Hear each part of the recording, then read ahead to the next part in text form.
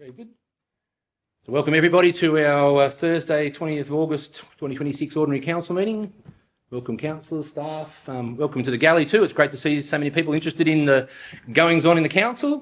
Thanks for coming along. It's really appreciated.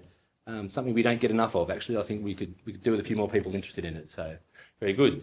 So as our opening items, in accordance with our Weddin Shire Council's Codes of Meeting Practice, this meeting will be recorded for the purposes of audio-visual live streaming via Council's website and our Council's YouTube channel. So those in attendance are asked to refrain from making any defamatory statements and comply with all relevant Weddin Shire Council codes, policies and procedures at all times. Like I said, that's wonderful to see people here. Just make sure part of the policy would be people have their phones on silent. If I just ask you to make sure your phones are tucked away on silent, please. Weddin Shire Council's acknowledgement of country would like to acknowledge the Wiradjuri people who are the traditional custodians of the land we meet on today. Weddin Shire Council would also like to pay respects to their elders, both past and present, of the Wiradjuri nation, and extend that respect to other Aboriginals Australian who are present or watching. Weddin Shire Council would like to acknowledge us and honour our service personnel who have sacrificed their lives in the defence of our freedom, our peace and our prosperity. We acknowledge all of our frontline workers and volunteers who each day provide our essential and our non-essential services, especially those within our Weddin Shire Council local government area. Next we move on to attendances and apologies. We have one request in the attendances for Councillor Gian Montgomery to join via Teams. We have a mover in a second that would be appropriate. Yes, thank you. Moved by Councillor Parlett, seconded by Councillor Macon. Thank you. All those in favour of accepting Gian Montgomery as a audio-visual, thank you very much, councillors. All those against? So moved. Thank you. Just I'll note, councillors, and everyone's aware that we are having a new system in place for our council meetings, and we're just working through it. We've got some assistance here, so we might take out a little bit slower than normal to go through some to make sure we don't get ahead of ourselves. That's all. So, yep. We'll just wait for Councillor Montgomery to be allowed into the meeting. Is that correct?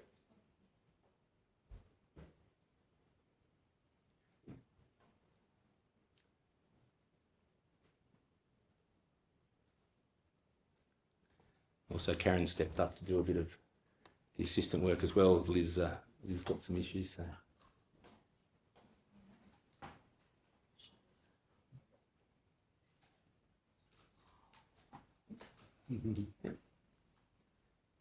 Can you hear us, Councillor Montgomery? Yeah, we can't hear you. Would you like to? Can you put? Yes, I can. Yep, that's great. We can hear you now as well. All good? No. Yep. Very good.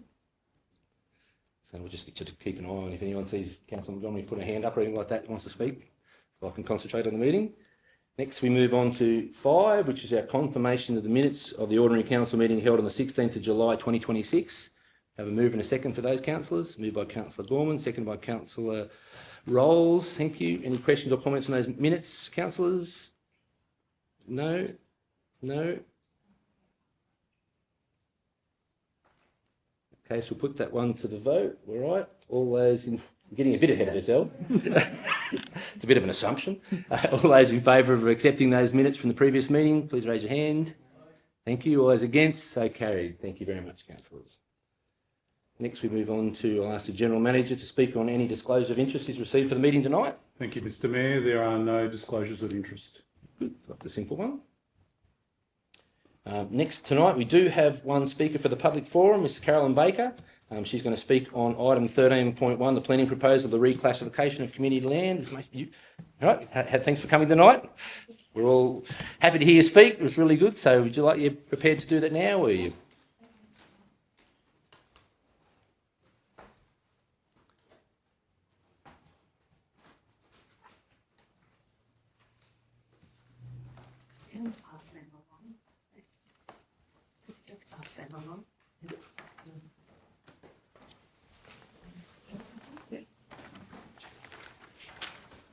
Yeah. Okay. Oh, look, it's probably already seen these ones, I'd say. Yeah.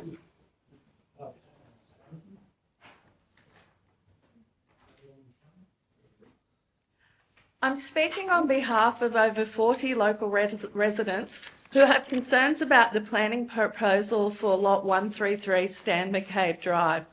The land was donated by Snow Huckle in lieu of sewerage connection costs. A legal document was made by Trinity Law Firm to outline the conditions of this exchange. It specifically stated that the land was to be used for sporting fields or parks. Members of the public feel the land should be used for the intended purpose which it was donated. The land was also classified as public reserve as a way of preserving it for community use. The current planning proposal states incorrectly that there is no legal binding conditions. Refer to Appendix 1 that I've just handed around. The block is a highly valued passive play zone and used daily by people walking their dogs, riding bikes over jumps, and children digging and making holes and basically making their own fun. It serves as a safe communal playground. Suggestions Lawson Ovals are a suitable alternative are inappropriate. You can't walk your dogs there, dig holes, jump bikes, etc. Please don't take this away from our community. There was a public meeting and the community voted unanimously to reject reclassifying this block. Please listen to the community who voted you in. Council claimed there was no future plans. Monday, residents received a 500-page document and tonight the councillors will be voting on whether to continue with reclassification. It's hardly enough time to process the information and to have adequate consultation between council and community. For that reason, we are pressing and asking strongly if you would please consider deferring for a month to allow you to come up and be part of the community and see what this block means to us. We moved to a quiet little estate and we were told that Lot 133 would never be built on. We were told that it was a big selling point in the Weddin Shire brochure here. It actually says that it's proposed playing fields on that brochure that your council has put out. We believed that that area would be for passive play for our children. Reclassification can't occur without an LEP, geophysical and environmental studies. After this is all done, the community is unaware of the financial benefits and why you would be still pursuing it. The other concern is that there is no concrete plan given to the community, and there is concern that future developments may change the whole culture and nature of the area we have. Selling, if it doesn't follow the same caveat as the Lawson estate. Selling off valuable assets limits future options. Community members have lots of valuable ideas, and if you'd come and listen to us, you'd find out things like they want to put in a pump track and other alternatives. And there's possibilities down the track that we're not even aware of now. If we sell off the land, it's gone forever. The Weddin Community Strategic Plan sets a commitment to strengthening recreation, open space and sporting opportunities. It identifies the need for additional recreational land to meet current and future demands. There has been no evaluation of the impacts associated with the loss of public open space, and the proposal omits consideration of community impacts. These components form essential elements to determine whether reclassifications should be supported. These matters need proper investigation. Councillors need time to consult with the community. The gateway determination stated there would be 2 public meetings. So far, we've only had 1. According to the Weddin 2035 Community Strategic Plan, Strategy 5.11, ensure council is accountable to the community, and Strategy 5.21, enable the community to participate in decisions that affect them.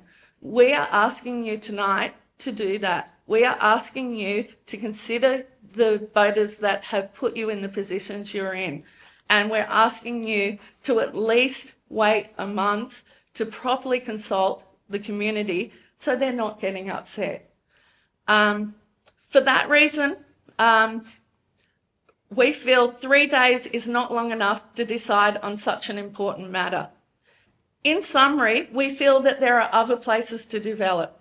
The push to take our children's playground away feels like a cash grab to fix fiscal policies.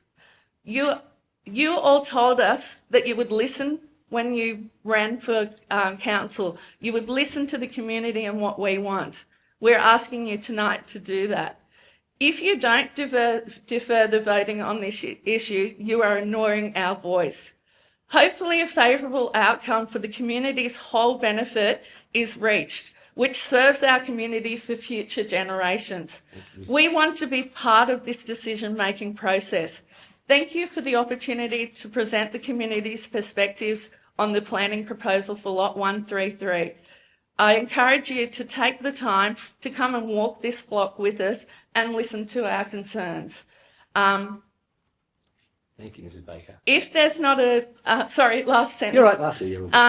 If there's not a timeline explained, we don't understand why this is being rushed through in 3 days. Thank you. Thank you very much, Ms. Baker. Thank you for your time. Yeah, well done. Thank you.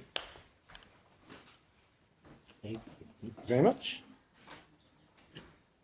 Next, thank you again. Once the councils, we move on to mayoral reports and minutes. There's no mayoral reports for the evening. No motions or questions with notice on 9. Next, I'll move on to the General Manager's report with the outstanding actions and resolution register. The recommendation here is that Council notes the upgrades of the outstanding actions and resolutions register as of the 14th of August 2026. Can we have a move and a second for that, councillors? Yep, moved by Councillor Roll, seconded by Councillor Parlett. Ask the General Manager if you wish to speak on that, or you wish to just take any field, any questions? Take any questions. Thank you, Mr. Mayor. Yeah. Councillor Macon? Yeah. Through you, Mr. Mayor. Just one for the Lawson Estate bicycle path. I did do a bit of research over the last week or so around some funding opportunities. Just checking to see if you're aware of the current federal active transport fund, which is to provide specifically these places of bicycle paths, reduce emissions, etc. If these are being looked into, because the closing date is the 30th of September this year. I suppose I'll direct that to the General Manager or Thank Director of Infrastructure, or you. you can take that one. Thank you, Mr. Mayor. Yes, we are aware of the Active Transport Fund. Whether that's been a project considered, I'm not sure, so I'll refer that through to the Director of Infrastructure Services. So we're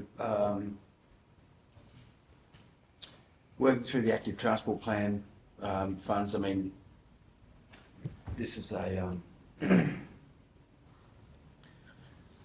Happy to take it on notice and just to email back, just to see if it's considered as a grant application opportunity for that, or if there's something else that was submitted for. I think here it says on the 11th of August, Council was advised on the 5th of August that the funding application was unsuccessful. So it's a new grant.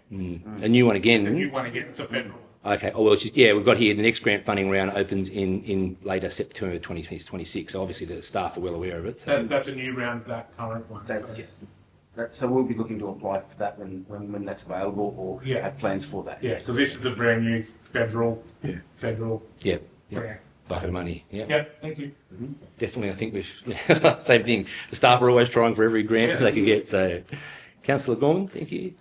One of the items is talking about the parking in the main street, which has been discussed by us on quite a few occasions and hasn't been resolved. Yep. It stated that the latest transport meeting was deferred to the 14th of August, and I'm just wondering whether it did actually happen on the 14th of August and what the result of their decision was, because remember we thought they deferred the police and the Transport New South Wales had a big say in the matter, and I'm still getting people asking me about it every time I go down the street. Yep. Same thing. I'll ask the director, the general manager, or I'd like to defer it to the director. Thank you, Mr. Mayor. I think the local transport forum was done as a offline meeting, I'll refer it through to the Director of Infrastructure. Yeah, so thank you, and thank you, Mr Mayor. Councillor Gorman, we don't have a report back from that as yet, so we would be waiting for a report back from whatever those findings were. So no one was able to attend it? I don't. Yeah, can I? Yes. I'm Councillor Macon? yeah, that I'm the delegate for the Transport Committee, and it was an out of session meeting, which wasn't, I believe it wasn't a physical in-person meeting, but the last time I heard, we were still waiting on Transport to see what the legalities were changing the physical parking Yeah. signage and et cetera, to make sure we are doing it correctly, not just putting it in there without the right information. Because that's what the police said basically, wasn't it? That they can't act upon anything parking in the main street unless the signage is correct. Yeah. And that requires the Transport for New South Wales to get the transport Correct. get the transport signage right. Sorry, Mr Mayor, and just an update on that, Councillor, it's been passed to me. That meeting was deferred. That wasn't held. There was no meeting held on the 14th. Oh, right, yeah. So that's It's So it's just a discussion, actually, yeah. so that's what we're still to wait.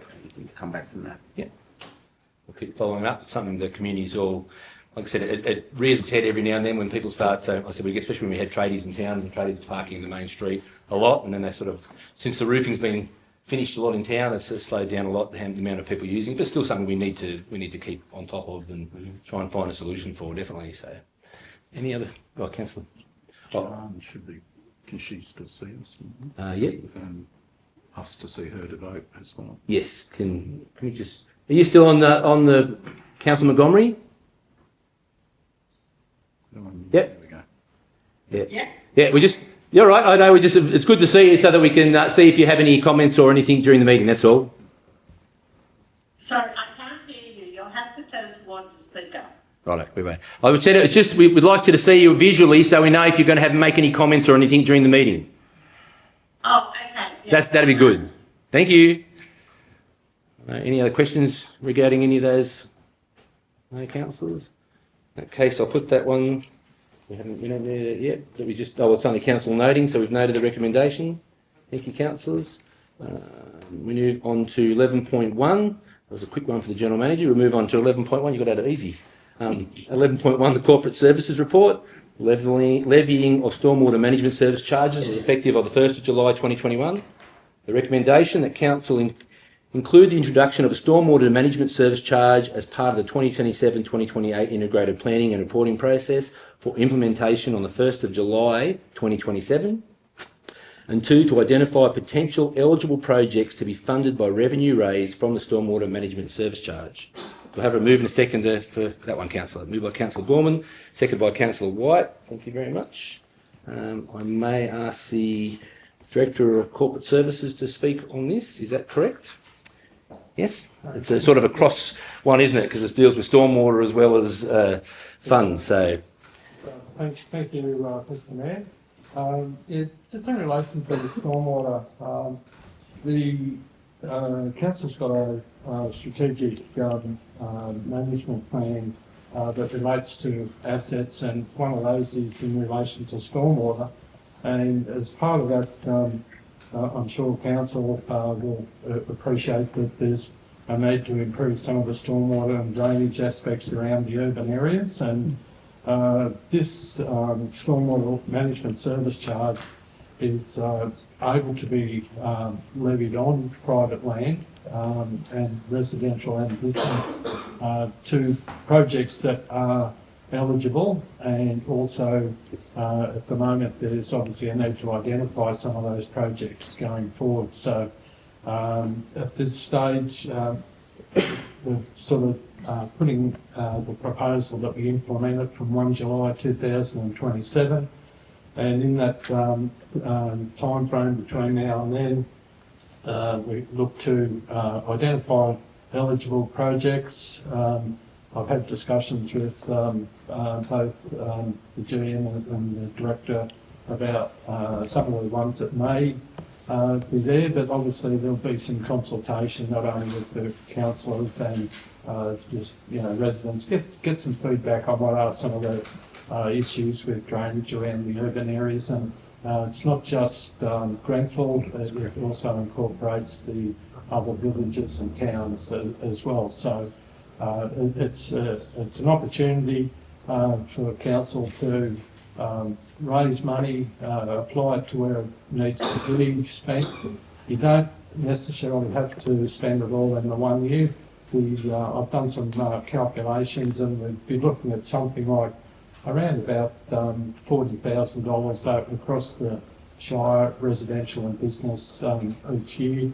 Residentials would be $25 per residential assessment, and I'd be suggesting $12.50 for the business assessments. And with that money, as I say, you don't necessarily have to spend it in the year that it's raised. You can, if you've got Accumulate projects that you wish to identify, you can actually restrict that money until such time as you've done the design work and are ready to proceed. So it's one that I think needs to happen. It can happen in conjunction with other.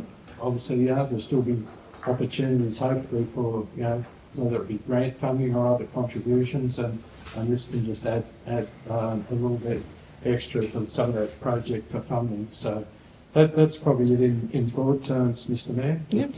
Happy to take any questions. Yep. Any questions, councillors, on that? Yeah, Councillor Macon?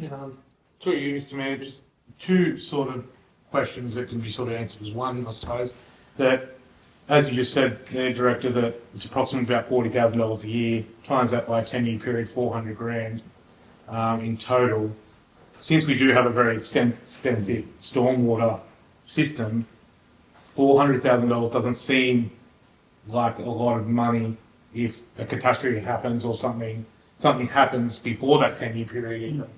But also within that, considering how much we already spend on stormwater annually, it's sort of a drop in the sort of ocean of collection, in a better way of saying. So eligible projects that we've deemed in the next 12 months would be at a much higher cost than what we would revenue raise through this levy change. Correct? Would I be correct in doing that? Respond to that. Yes. Yeah. Every dollar counts. Correct. So I'm not saying that- yeah, I'm not saying- $10.1 million Yeah. deficit, every dollar counts. Yes. You're correct, it is a drop in the ocean. Yeah. But that's a statutory limit as well. Yeah. So we cannot go above those rates. Yeah. So it stays at that. Correct. Yeah. Councillor Gorman? Through the Mayor. And to clarify, it can't be used for maintenance on the pipes that are deteriorating under our town, can it? Can only, through you, Mr. Mayor, can only be used on new stormwater drainage assets or upgraded assets. Can't be used on existing assets. So to upgrade the pipe wouldn't be a possibility. No, you can do. Yeah, it's got to be in addition to what council would normally spend on maintenance in their current budget. So it's got to be over and above that. But obviously, if there was an upgrade of a section of the town with drainage issues, it meant that some of the older drainage system had to be either upgraded or replaced. And it was part of the improvement project. Then I would think that should be an eligible project. Thank you. Yep. So for you, Councillor Mr. White? Mayor, regarding that, North Street, would that be an asset that would be able to be upgraded? Because that is a very big issue with flooding, and residents do find it difficult to get in and out of their driveways. Is that something that this levy money could resolve? And the environmental impact side of things, because I know there's been issues regarding that because of the environmental sustainability.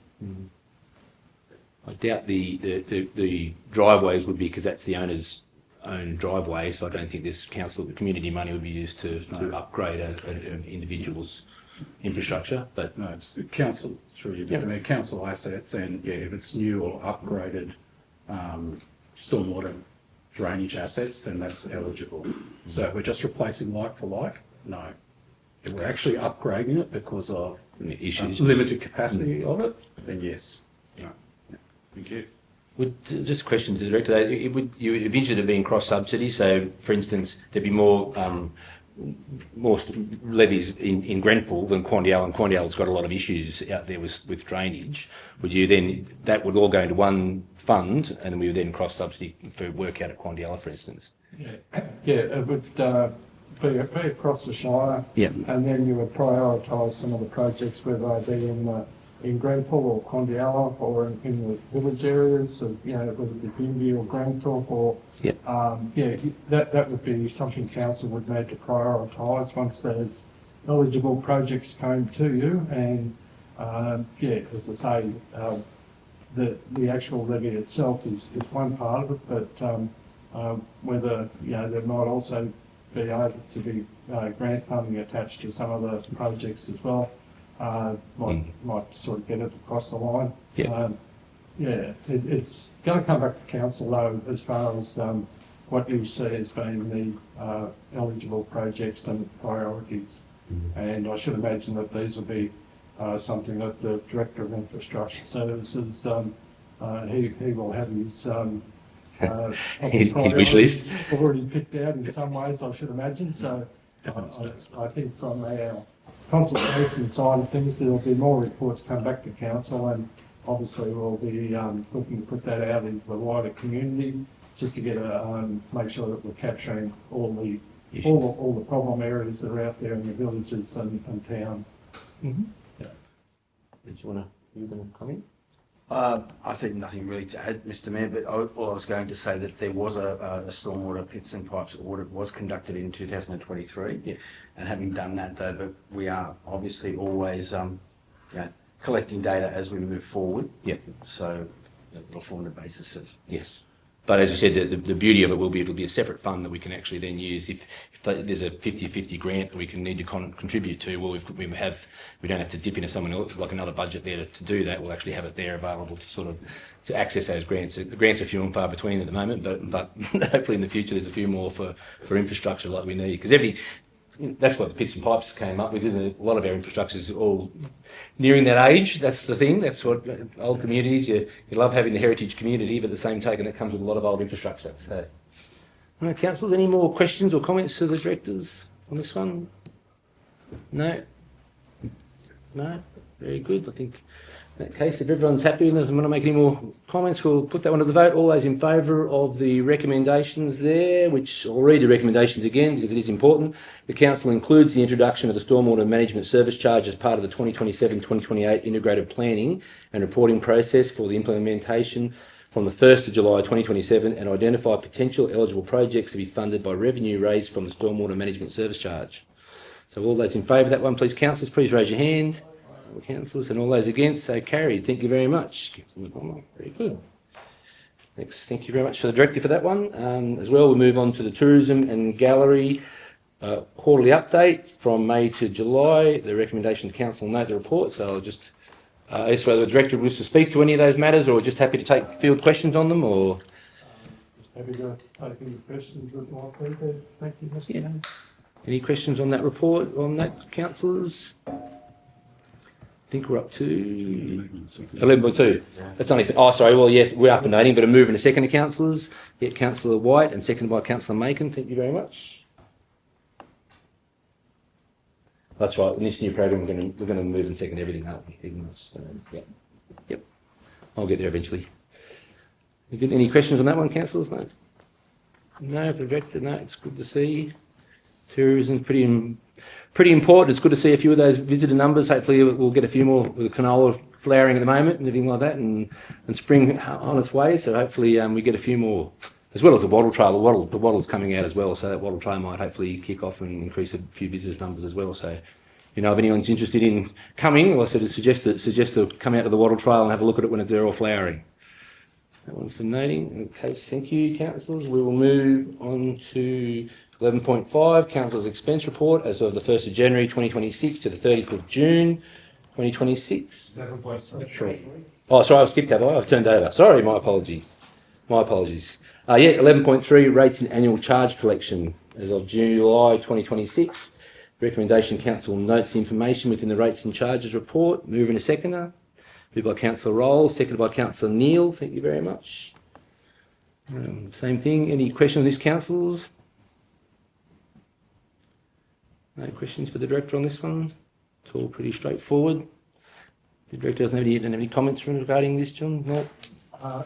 No, not really, Mr Mayor, other than to say there is a further report in Yep. confidential that Confidential. addresses this in a bit more detail. Yep. Yep. As we said, it's creeping up to 11%, which is 10% is the OLG's benchmark, it's a local government benchmark, which we always try to keep below it, and that's creeping up. So we've got to make, so as I said, the staff are making some efforts to address that, and every those dollars are important to us. They go in the bank, they generate interest, and they're there to pay our bills, basically. So it's it's something we have to work with. So if no more comments, councillors? No, thank you very much. We'll move on then. So it's only for, there is a recommendation, information. Oh, yeah, so, right. Well, all those in favour of noting that report, councillors? Thank you. All those against? Thank you, councillors. Next we move on 11.4, same thing, statement of bank and investment balances as of the 31st of July 2026 and our restricted cash and banking facilities. Recommendation that the information relating to the statement of bank and investment balances as of the 31st of July 2026 restricted cash and banking facilities be noted. A move and a seconder. Moved by Councillor Parlett, seconded by Councillor Rolls. I'm not going too fast. Sounds good. Karen, you're right. Yeah, thank you. That's all right. Any questions of the directors on this one, councillors?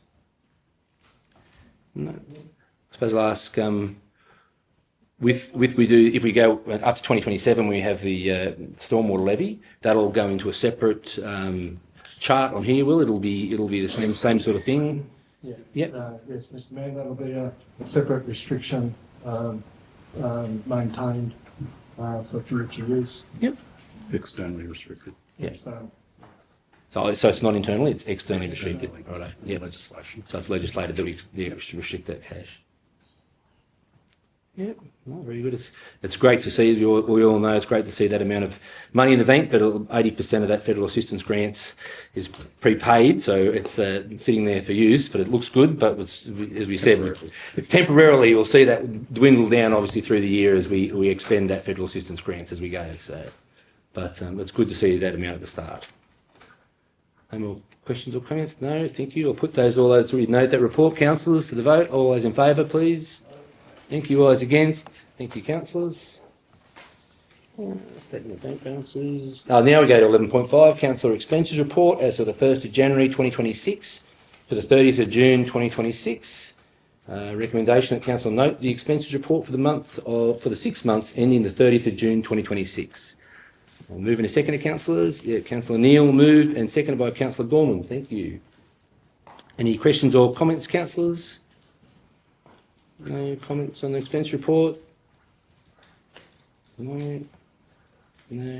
I'll make a comment. I think it's something that, and looking at my own expenses, I think it's something I think we need to look at as whether or not how much benefit we're getting out of going to a lot of the things. The general manager and myself are going to a lot of. We have the JO meetings down in Sydney last week, and another one, Canberra. Oh no, sorry, it's Canberra last week. Another one next week. And we I think it's one of those things we need as a council to have a discussion about what we're going to continue with as looking at the costs. Of how much it accrues. It's one of those things. I don't know whether we could do it right now, but I think it would be something that perhaps we can do a later report to council and we can have that open discussion about those things. They do come at a cost. I think there's definite benefit in them, but that's something for the whole council to make that decision. I think so. That's all. We do the JO, the country mayors, and now they are. For instance, the JO, the joint organisation, used to move them around. Well, now they're sort of concentrating in Sydney or Canberra, where the ministers are, so that we have the meeting on one day and then go and see the ministers after, which gives us a direct line to the ministers, which we didn't have previously. But like I said, it all comes at a cost. So I think there's something as a council we need to make that decision of which ones we're going to pursue. So, Councillor Megan. Through you, Mr. Mayor. Some of them could be attended virtually, so the travel aspect, or is it all in person? Yeah, it's not for instance, for the ministers, they wouldn't Yeah, be. right, yeah. You sort of get 15 minutes with them or 5 minutes with them actually. They come and go, they're sort of in and gone. So The like yeah. local JO ones. As I said, yeah, they're generally held in the JO meeting, and I'm not sure they were under the same meeting guidelines as what we were when they changed, Yeah. and we weren't allowed to hold them by audio visual. However, the minister is looking at that because JO organisations are a joint organisation for 11 councils from lots of different areas. But yeah, they're still not really sure about that and whether or not They can.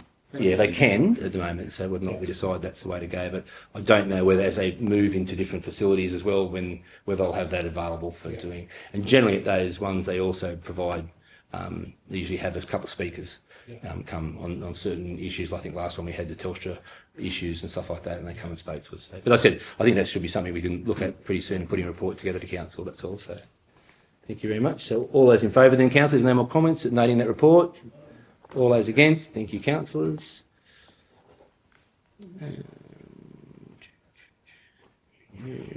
Flick through. Where are we up to? So we don't jump ahead. 11.6, delivery program progress report. Get down to that. Councillors, the recommendation is that council notes the delivery program report as of the 30th of June 2026.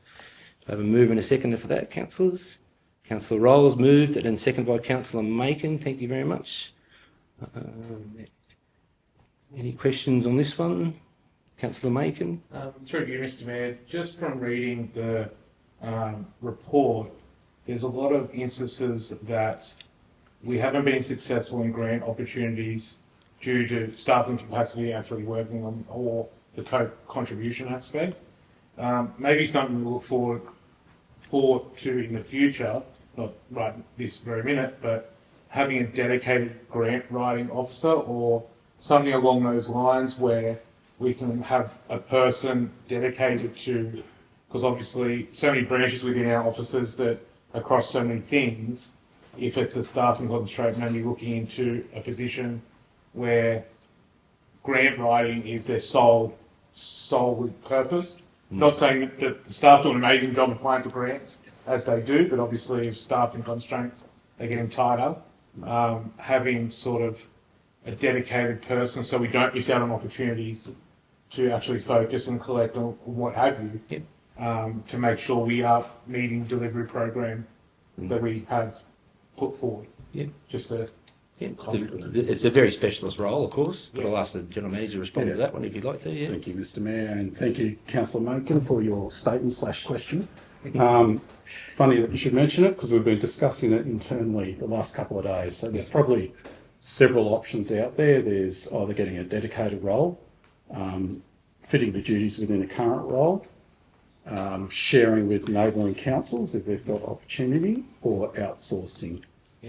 So we've still got to discuss it internally. The level of grant funding that was there years ago is not there anymore. It's drying up for both state government and federal government. So I don't think, my personal opinion is a full-time position is not justified. There are multiple consultants that offer grant writing, and some even do the whole grant management process. at a very high cost. Possibly, we get to research that. But again, it depends on the value of the grant that's on offer.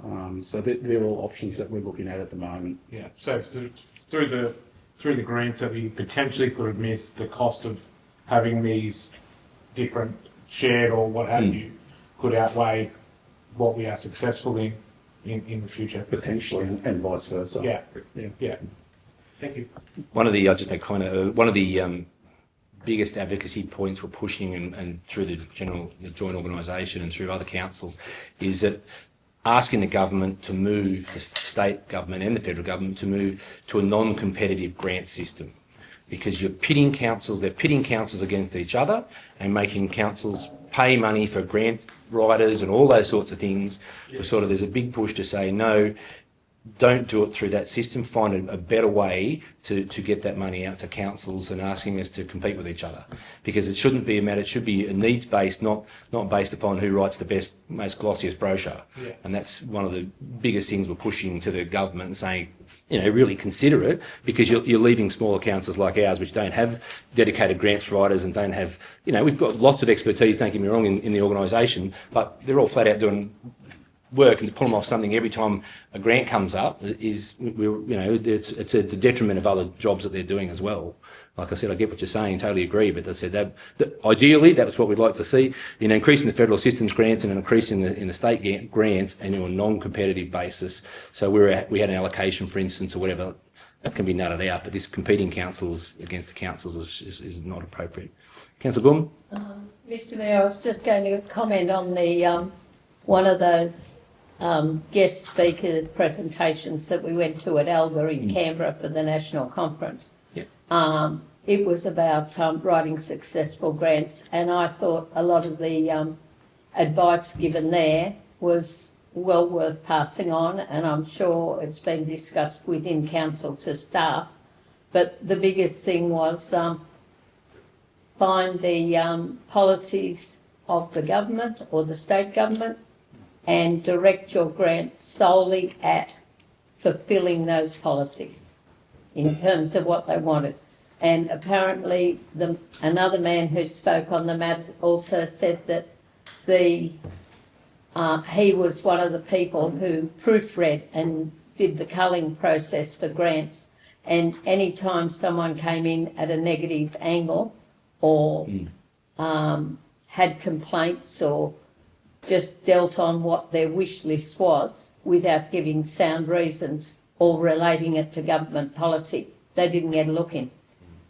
So that's something that maybe all organisations in town should take note of, because a lot of them do apply for their own grants, and they maybe have more success. Yeah, I can't agree more. That's what he's basically said. They said, find out what the government's trying to push and make sure that your grant answers those questions and doesn't leave them out. If they want to push housing, how does your grant, the application address housing issues, or how does it address each of those individual? And that's what their recommendations were. But as he did say, the same thing, that the glossy ones get through because if you're reading hundreds of grant applications, you look for the ones that are different than the others, or the ones that are, better written. He admitted that. So, and some of these grants that we've been going for now, there's one of them that was, I think, 600% over people who applied for it, and they only could basically give the grants to 6% of them. Like, it's very difficult for a small council to compete with that number of grants for a very, very small pot of money. However, that was also very reassuring to read that with two of the grants that council was unsuccessful with, two of our local organisations, one of which is the festival, achieved 90,000 over 3 years, and the other one was Mrs. Parlett, Councillor Parlett, can you remember? Was it associated with the arts? The Arts Gallery. That's right, no. Arts Out West, and our local artists got a substantial grant for that, and I applaud them for that. And it's going to go back within the community, and we're all going to benefit.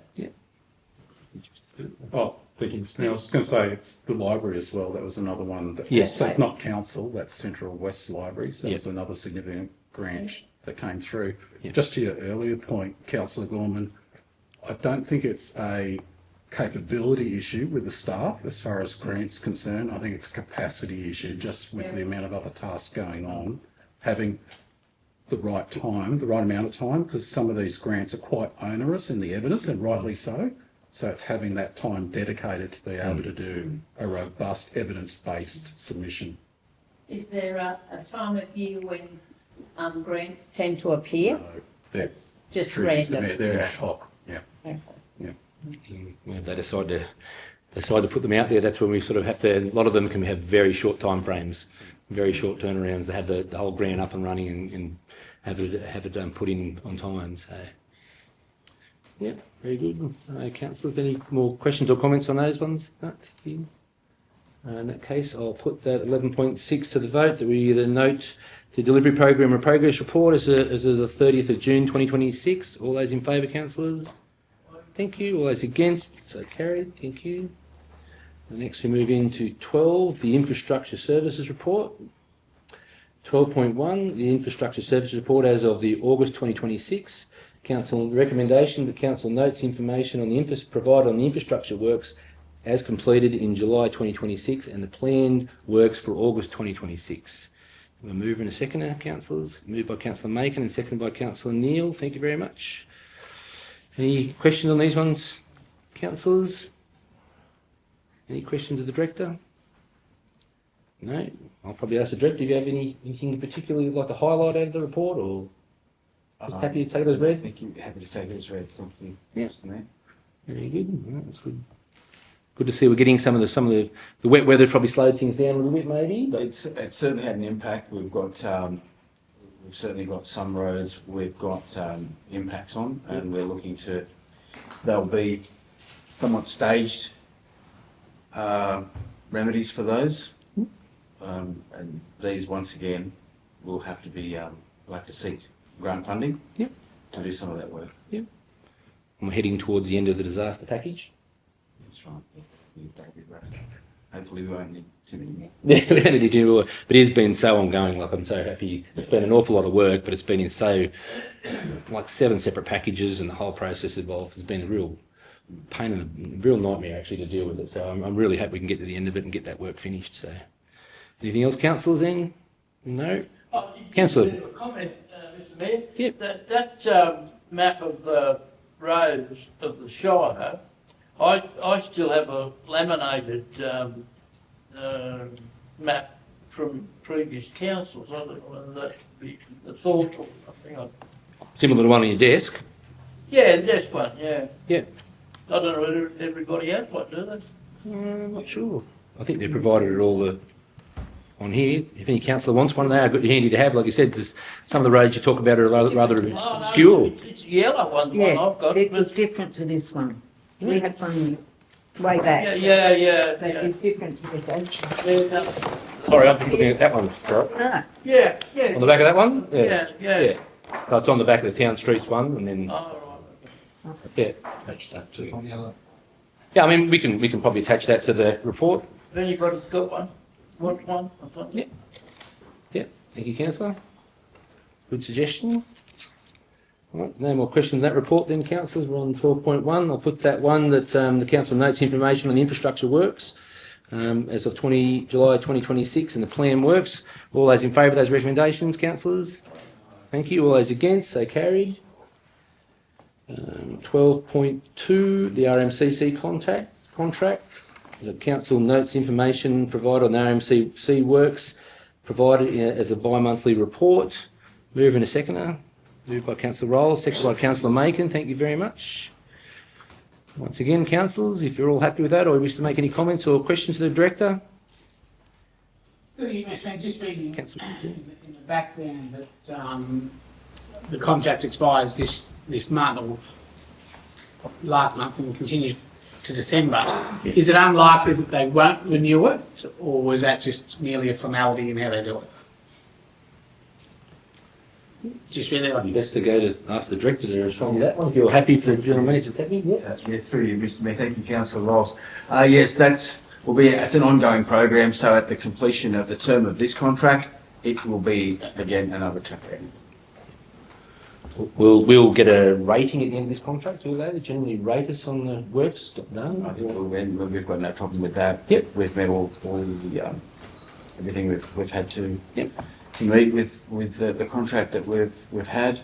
I suppose that's what the comment I was making. I think we always generally get a pretty good rating from them. Actually, yeah, absolutely. Do a pretty good job with the work that the money they give us. We spread it out fairly well and get a lot of work done with it. Yeah, they certainly value out of us. Yeah. Yeah. Very good. Other questions or comments on that one, councillors?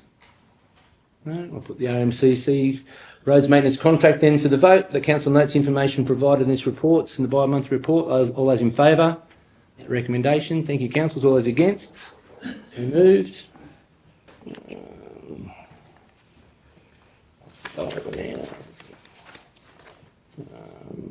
Yep, next we move on to 13.1, the Environmental Services Report. The planning proposal, this is the reclassification of the community land that I think the people in the audience are all very here to listen about. One, these are the recommendations.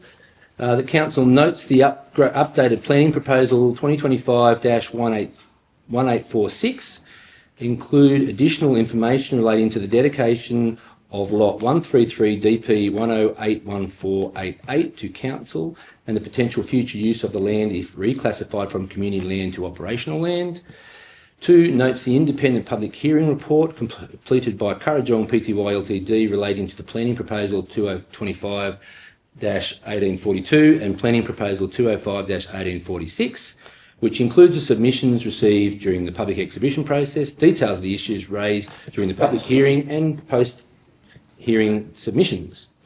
3, endorse planning proposal 205184 being submitted to the local planning making authority with a request that it be finalised in accordance with clause 3.36 of the Environmental Planning and Assessment Act 1979 to give effect to the reclassification of the 15 parcels of council-owned land included in the proposal from community land to operational land. And 4, to endorse the updated planning proposal 2025-1846 being submitted to the local plan making authority with a request that it be finalised in accordance with clause 336 of the Environmental Planning and Assessment Act 1979 to give effect to the removal of the public reserve status of Lot 133 DP 1081488 and to reclassify the land from community land to operational land. And 5, request that the General Manager register this planning decision in line with Section 375A of the Local Government Act 1993, including the names of the councillors who supported the decision and the names of any councillors who are opposed or taken to oppose that decision. All right, Councillor, we have a move and a second for that, councillors. Moved by Councillor Macon, yep, second by Councillor Rolls. Thank you very much. I'll ask if the Director wishes to speak on this or wishes to take it as read, or how would you like to do this, Director? Go through it, Mr. Mayor. Thank you very much. That'd be appreciated. So in the report, it's just got the background that which councillors would be aware of. So council has previously resolved to prepare planning proposals for the reclassification of 16 council-owned parcels of land from community land to operational land. 2 planning proposals were developed, being planning proposal 2025-1842, which is 15 parcels of land, and then a separate planning proposal being 2025-1846 for Lot 133, DP 1081488. The reason for the separation was on the advice of the Department of Planning. At the time, they actually requested us to separate them. The planning proposals were lodged with the Department of Planning, Housing and Infrastructure via the planning portal, so to seek a gateway determination. So just to go back over that for councillors, the gateway determination is really just the first step. So we, as part of any planning proposal, you lodge it with the Department of Planning. They do an initial check to see whether that planning proposal should proceed through to the public exhibition stage. So we did receive the gateway determinations for both planning proposals, one on the 22nd of October 2025 and the second one on the 30th of October 2025. I think they're included in the public hearing report. So as a result of getting the gateway determinations, both planning proposals were put on public exhibition for 28 days, so from the 23rd of March 2026 to the 20th of April 2026. That was in accordance with our community engagement strategy and also the community engagement strategy which form part of each planning proposal. 6 submissions were received in relation to planning proposal 1846, which relates to lot 133, with no submissions being received in relation to the other planning proposal. So from there, in the report, table 1 goes through and lists the submissions or the issues raised in those 6 submissions, and also has a corresponding comment in there as well. So The submissions are then sent to an independent, or council engaged independent planning consultant to run the public hearing process that we have to do. So they were provided with a copy of all those submissions. So as in accordance with the plan making process and the obligations are when you're going through a planning proposal, particularly with reclassification, is that we have to have a public hearing, but you have to do the public exhibition process first. You then have to provide the community with a set time frame, I think it's 21 days or 28 days, on notice of the public hearing. The reason for that is that it gives the independent chair of the meeting time to go through the submissions so that they're aware of what the issues are, and then they can be then discussed at the public hearing if chosen by the community. So, as I said before, as both planning proposals involve the reclassification of community land to operational land, we're actually obligated to have a public hearing under the Local Government Act. You might see in the gateway determinations that it refers to and says a public hearing is not required. That's a separate public hearing which is under the Environmental Planning and Assessment Act. So, because of the reclassification process, it's mandatory to have that public hearing. So the public hearing gives the community the opportunity to seek further clarification around the planning proposals. It also allows them to ask questions. So on the night, so we held obviously a public hearing on the 14th of May. So there was 59 people in attendance, with obviously some council staff and councillors also there. There was a range of questions. The presentation was provided by myself to go through each planning proposal, and an opportunity was provided to the attendees or the members of the public to ask questions and seek clarification around parts of each planning proposal. So during the night, most questions were asked. However, there were a couple of questions that were taken on notice. So within this report in Table 2, those questions, there's been a response provided to those questions. Two questions related to, I suppose, whether the change in community land from community land to operational land would allow council to use those assets as collateral for loans. So within Table 2, there's a response there to say generally that can't be done.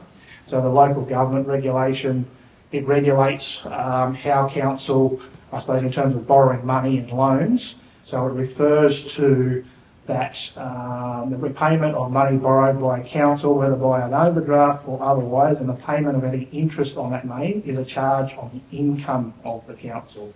So when we're going to get a loan, or if we were to go to get a loan, that's based on the income of the council, not necessarily on our assets.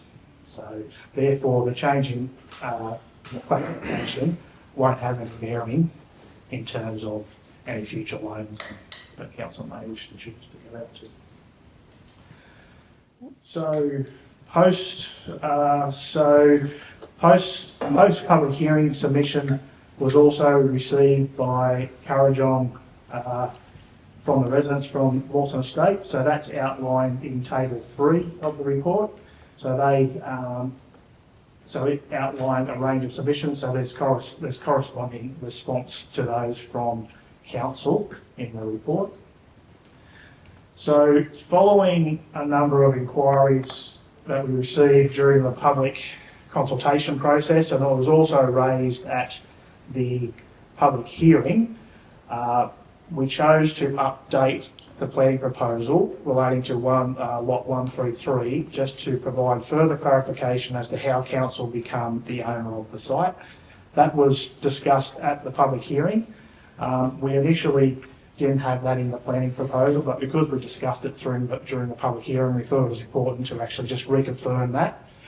There was questions asked around providing evidence of some of the, I suppose, how we advised that we become the owner of the site, which is included in this report. So there's a range of attachments which goes through the history of the property developer approaching council in the first instance around their concerns around the cost of extending the sewer to the development site, and then discussions to say, well, council accepted that they would extend the sewer main to the development site in lieu of accepting 3 hectares of land. So that's outlined within within the report. It was designated as a public reserve, so it does have a public reserve status, which we've talked about. So the planning proposal involves the removal of the public reserve status, or the aim to remove the public reserve status, and then the reclassification of that land from community land to operational land.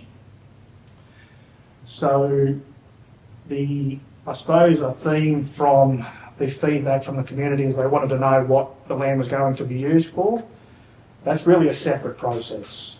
This process is just purely around the reclassification of the land.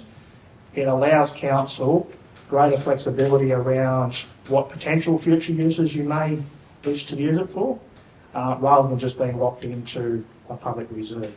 So any future use, whether that be for a subdivision or another use, would be subject to a development application process, which would then be through another public exhibition process.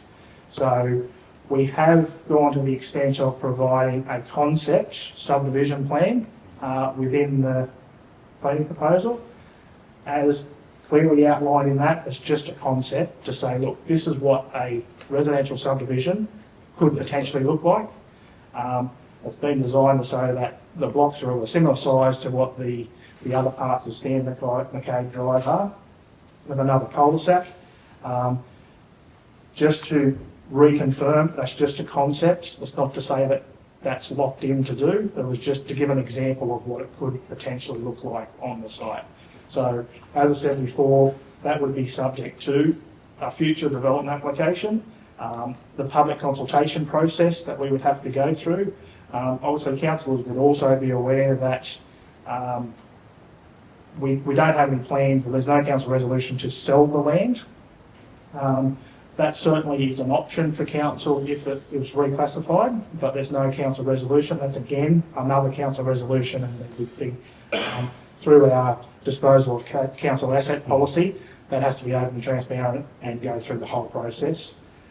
There's also a council conflict of interest development application policy, I think it is. Yep. So if council was to look at a future development of the site, that policy says that we have to go out to extended public consultation. So normally it's actually more than what a private developer does. It has to come back and has to be presented to council. So that's all open and transparent. Depending on the cost of the work, it also could be that there has to be an independent assessment done. So there's a copy of the updated planning proposal in the report.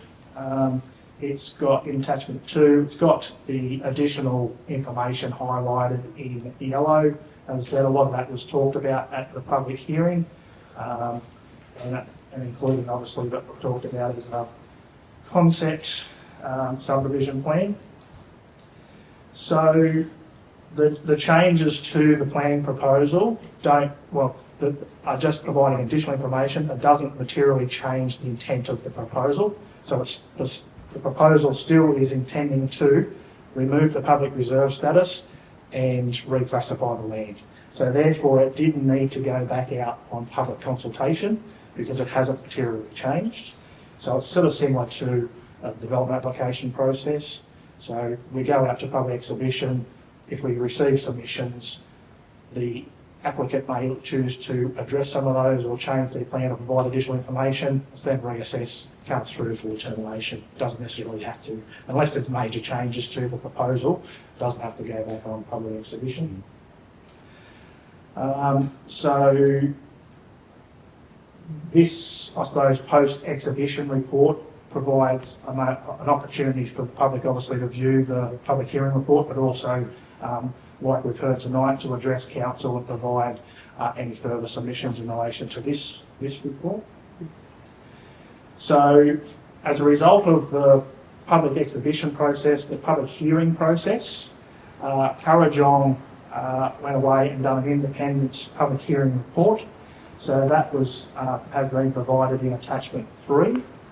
The public hearing report includes the submissions received during the public exhibition process, the details of the issues which were raised on the night of the public hearing, and the post-hearing submission, and they've provided their own independent response to those issues that were raised. So the planning report recommends that Council proceed with the operational reclassification of both planning proposals. It also made a recommendation that it be made available to the public within 4 business days. So we received the report on Friday, so that was put out to the public on Monday. So in the event that Council resolves to proceed with the finalisation of both planning proposals, they would be referred to the Department of Planning, Housing and Infrastructure, who are the local plan-making authority in this instance, and they would prepare a finalisation report. So there still would be a further check by the department in relation to both planning proposals. They then will then go through to their processes. The combined sites would go through and be done at a lower level.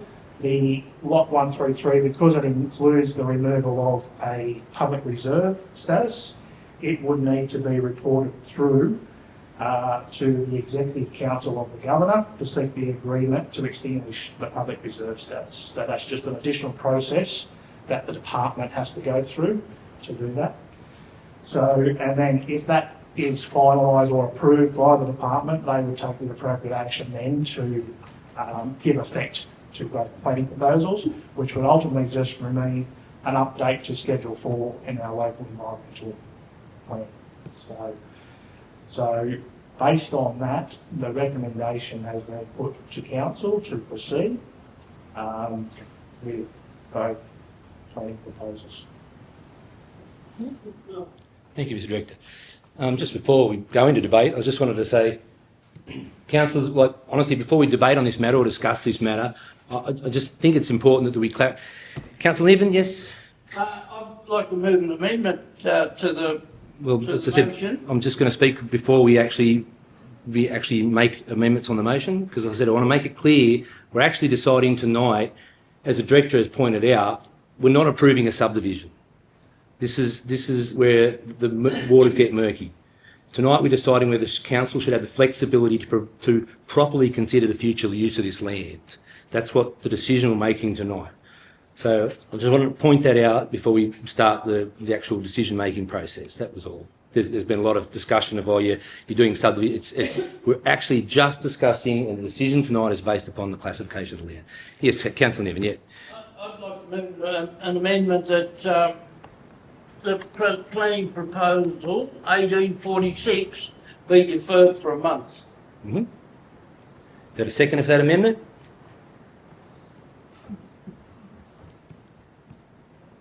Option 2 is option 2. Yes, so we've got the amendments. We do have a seconder for an amendment before we can discuss the amendment. Councillor Montgomery? No, so there's no seconder for that amendment, so that amendment is lost. We go back to the original motion. Before we do, Councillor Pally, is that right? We are dealing with a new computer system and amendments and things, so we just wait for them. You're happy to caught up with everything like that? And Yes, so that was what was the seconder? yes, that's, yeah. Just so we keep accurate records of the meeting, that's all.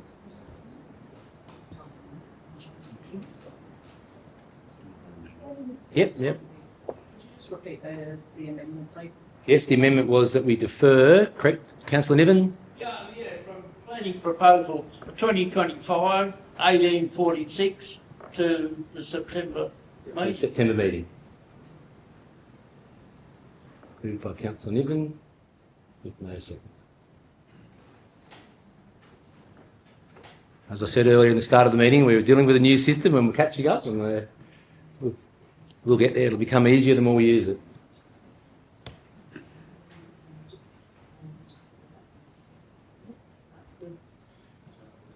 Yep.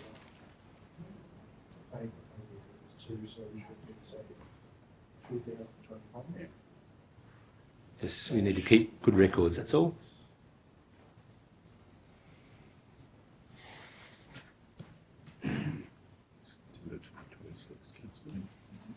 Yeah, to the September 2026 council meeting. If you don't mind.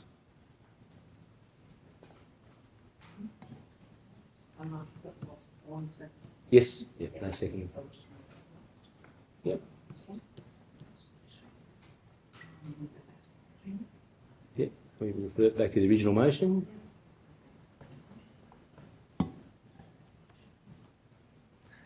Yep, we're happy now. Yep, Councillor Parlett, you wish to... Thank you. I'd like to speak to the motion, but before I do, I'd like to move that we go to Committee of the Whole, Yep. as I think that is going to be the better way to move forward with this. Yep. So I'd like to move that. Yes, so we've got moved and seconded by Councillor White. So we move to the Committee of the Whole, moved by Councillor Parlett. So all those in favour that we now move into the Committee of the Whole, please raise your hand. Yep. Thank you. All those against, thank you, councillors. So we're now in the Committee of the Whole. Try and keep it so we don't talk across each other, if you don't mind, councillors. Councillor Parlett, you'd like to speak first? Yes, thank you. Regarding planning proposal 2025-1842, reclassification of 15 parcels of council-owned land from community land to operational land, given council's current financial status, I think it is wise to reclassify the 15 properties. Council does need to look at carefully its ownership of properties as to the financial implications of ownership, return on investment, depreciation, maintenance, and long-term sustainability and viability. Therefore, I have no objection to reclassification of these properties so we can move forward with better management and sensible financial outcomes for these properties. Regarding classification of lot 133, removal of public reserve status, the planning proposal 2025-1846. As a councillor, I'm constantly reminded that we need to act in good faith. From all that I've read, heard and been told, the intention with lot 133, I'll refer to it as just 133, if that's okay with everyone from here on, was understood to be community land, a public reserve. Property owners invested in buying and building in Lawson Estate with the understanding lot 133 was a reserve. Whilst council has no intention of formally developing lot 133 as a public recreation area, the land is currently being informally used by the community. The activities undertaken on this reserve, e.g. bike jumps, cannot take place in council's formal parts. The concept of subdivision, a plan for 15 residential blocks, concerns me. One, whilst I recognise the financial advantage to council, I'm concerned this is being rushed through and could prove problematic and costly to council. Two, previous stage 1 Lawson Estate subdivision took a long time to sell, which became problematic for the developer. Within the current economic climate and attractive subdivision competition with neighbouring councils, Forbes and Cara, who offer more service provision than Weddin Shire currently, I wonder that a subdivision would be wise. Previous council talks included a need for lifestyle blocks. If we take a look at our current available blocks of lands for sale, there's approximately 18, ranging from 5 acres to residential building blocks, plus housing stock that is not turning over quickly due to the current economic markets. So are we wise to be suggesting a subdivision? Timing of this subdivision or thoughts of it, I don't feel are prudent. We need to learn from the past. We had problems with selling our industrial estate blocks. So we need to learn how to be better at this before we start looking at those things. I have concerns also about devaluing the current homes and lifestyle at Lawson Estate. Yes, it might be a small pocket of our community affected, but we need to address all the small pockets, whether it's a village, whether it's Pondiella drainage, our roads in harvest time, or our cultural and heritage identity. These individual community needs and concerns are what makes our shire us. And as councillors, we need to demonstrate we are representing our community and our intentions are with the needs and interests in mind and service provision in mind.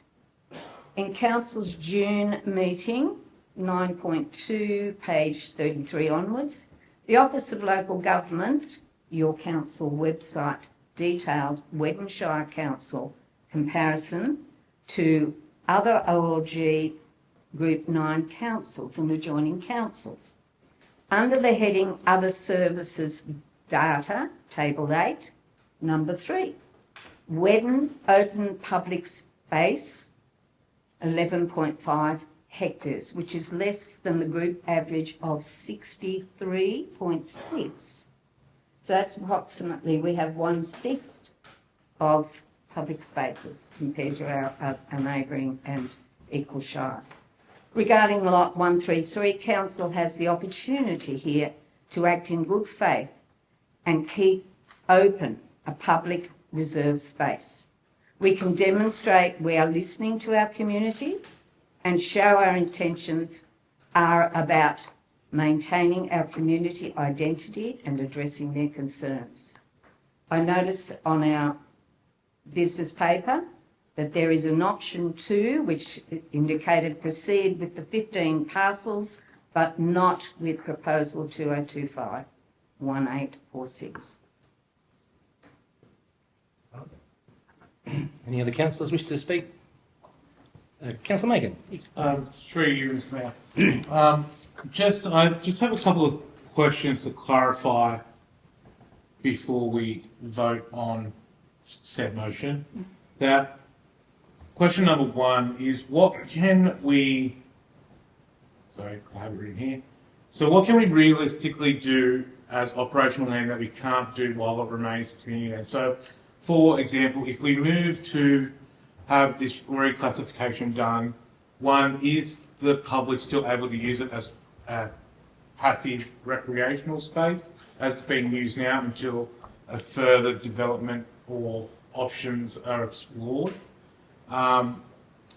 And is there any remaining obligations or restrictions from the previous agreement that is in the report, that there was a draft agreement signed by the former development and council, but it says it's just a draft agreement. I couldn't find a finalised agreement within that unless I missed it somewhere. So is there any legalities that is going to come back and bite us if we move forward? Those are my main 2 concerns. If we do move forward into this reclassification of removing the public reserve, that the residents that currently are using it as a passive play space or passive space to be used, are they still able to utilise that until a proposal is being finalised through council as a pump park or whatever we decide as council, because we have to go through the process anyway, that can they still utilise it as that into the future, or does once it become operational, they're not allowed on it at all? Because that my understanding for operational land, it's like any other private property in Grenfell, that if no one can come in my backyard and play my little girl swing set because it's there. So I just want clarification for the community that the legalities behind those 2 things. Yeah. Director might be better position to answer that one. Through you, Mr. Mayor. So the change in classification just means that, yes, to operational, council could put restrictions around access. Doesn't mean that they have to. So it'd be my understanding is that if council chose to just keep that as a vacant block of land and not put any restrictions on people to go on there, they could continue to use it as they are now. The change in classification just means that it opens up options for council to explore around the site. If council decides that they don't wish to pursue an option of a residential type use, then they don't do that. It just means it gives you the flexibility to do that, whether that's now or in the future. At the moment, you have one option, and that is to use it as a public reserve. The change in classification gives you a myriad of options, which includes that it have to aligning with what its current land use zone is, which is R1 residential. So in terms of that, so now it's community public reserve that the community can use it as they are. So if we turn it to operational, we don't put restrictions on it, a little kid makes a jump and falls off their bike and breaks their arm, who's then legally responsible there? That's the legal question that I can't answer. Similar to if you're going to allow people to dig holes in a public reserve and someone walks through and breaks their leg, who's responsible? So it'd be under the same, basically, as Taylor Park. So if we get a wet spot in Taylor Park, we've got to go and barricade it off so no one steps in there and injures himself. It's the same thing, even as it sits now. We should be doing that, really. It's probably a risk thing that we would have to consult with our insurers. I mean, we can't be everywhere and identify every risk around the site. No. If you're aware that you go down there and we mow the lawn and we see there's a hole there and we've been heard tonight that old people are walking, or not old people, but the people that are walking around there, there's a level of risk there that we know of that we, unfortunately, in this day and age, that we have to consider. And if we move it to operational, what is our maintenance costs? Because we need to, will be maintained at a higher standard? Look, I don't know. That's probably a question I can't answer. I mean, there's plenty of land that sort of can be public recreation that you don't necessarily formally go and, like it could be a national park, it could be anything. So there's a certain number of risks that you just inherit with the use of the land. But I think it's more to, I mean, probably no different to if we've got footpaths or other areas where we know there's a known danger or a risk to someone, whether a sign or something along those lines sort of appeases that, I'm not sure. In terms of the other question, it was all we could find on the file in terms of that agreement. Yeah. So that was what was sent out and then received by the property developer. And then, look, it's obviously made its way onto a file or sent somewhere that would have been signed by council. So my understanding is of how that it worked is that the agreement and everything was set up in the background for council to become owner of the land on the day that the subdivision was registered. So you'll see in the actual report, it actually talks about that the council become the owner on the same day that the actual the subdivision was registered with land titles. The finalised agreement hasn't been found. There would be. I haven't got that with me, but there would. You would imagine there would have had to have been a finalised agreement to go through with the whole. Which process. would stipulate the use. I think that's the agreement. So I mean that the use has been put on to the deposited plan, which says public reserve. That's it. So the agreement was council take over ownership of 3 hectares of land, or that be dedicated to council, that 3 hectares of land, in lieu of council extending the sewer main. And then as part of that process, as part of the registration of the deposited plan for the subdivision, it has public reserve status on it. So we've accepted that at the time. So, I mean, the Act allows council to go through this process and remove the public reserve status. So that's why there's so many checks and balances and public hearings and so forth. There's actually so this one wasn't dedicated to council under a contributions policy. It was just an agreement that was made at the top. Proposed by the developer, agreed to by council. It wasn't a requirement of a condition of consent. So it wasn't as bigger places have contributions to say, look, developer, you're creating 80 allotments, you have to leave this much for open space and dedicate that to council. That wasn't the case here. So, and there are some other requirements around if it was a contribution under a contributions plan that we have to consider, but we don't have to return to this one. And I went through the whole folder for that with the initial development, and even council's response to it was just that we accept it as an exchange. There was nothing of declaring what it's to be used for, and I think that's important to note. So basically, when that was done, there's no consultation period with the community about whether it should be operational land or whether it should be. There was none of that done. So there was no, you talk about it being consulting with the community, there was no initial consultation done anyway. So basically the council went, okay, you give me that, we'll do this. So the resolution, 284 or whatever it was, I've looked at the resolution just says that council accept that in lieu of the payment for the sewage. It doesn't say what the use of the land. Why would there be community consultation for somebody to give you something? I mean, that's... No, what I'm saying is a community consultation, as to what it's referred to as, operational or, as he said, what we're accepting it for. So that's what I'm saying. There was no consultation in that to say whether it should be a reserve or whether it should be able to be sold as blocks. So effectively, council is a trustee for the community. That's effectively what it is. If anybody really owns it, it's the Huggle family. No, that's wrong, John. It was done. The sewage contribution. Yeah, well, the sewage, right? The sewage contribution was the deal was $123,000 worth of sewage was given, was built by the community. So the whole community paid $123,000, and in lieu, Huckles gave the block which was valued at $55,000. It's in the report from Currajong. You can see it all there. So no, I'll go on this thing that it was dedicated, it was given. It wasn't given. It was it was a pretty good deal. He got 130, and actually he got the contract to do the sewage at the same time. He actually tendered for the contract and got the sewage work. So council paid him the money to put the sewage up there, and in lieu of that, he donated. The swap was done. So there was no. I keep saying donation, but that's wrong. It wasn't a donation, basically. Clearly, there was an understanding at the time that that was given to be a reserve of parks, and that was the understanding at that time. Yeah.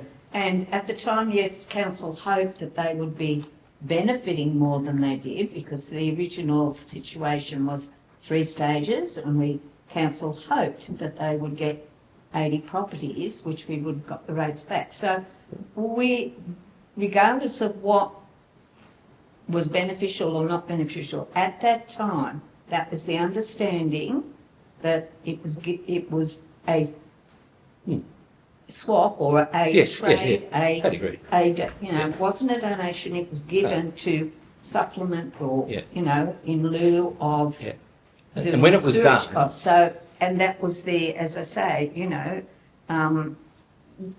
if everyone at that time had that, understanding that was, in fact,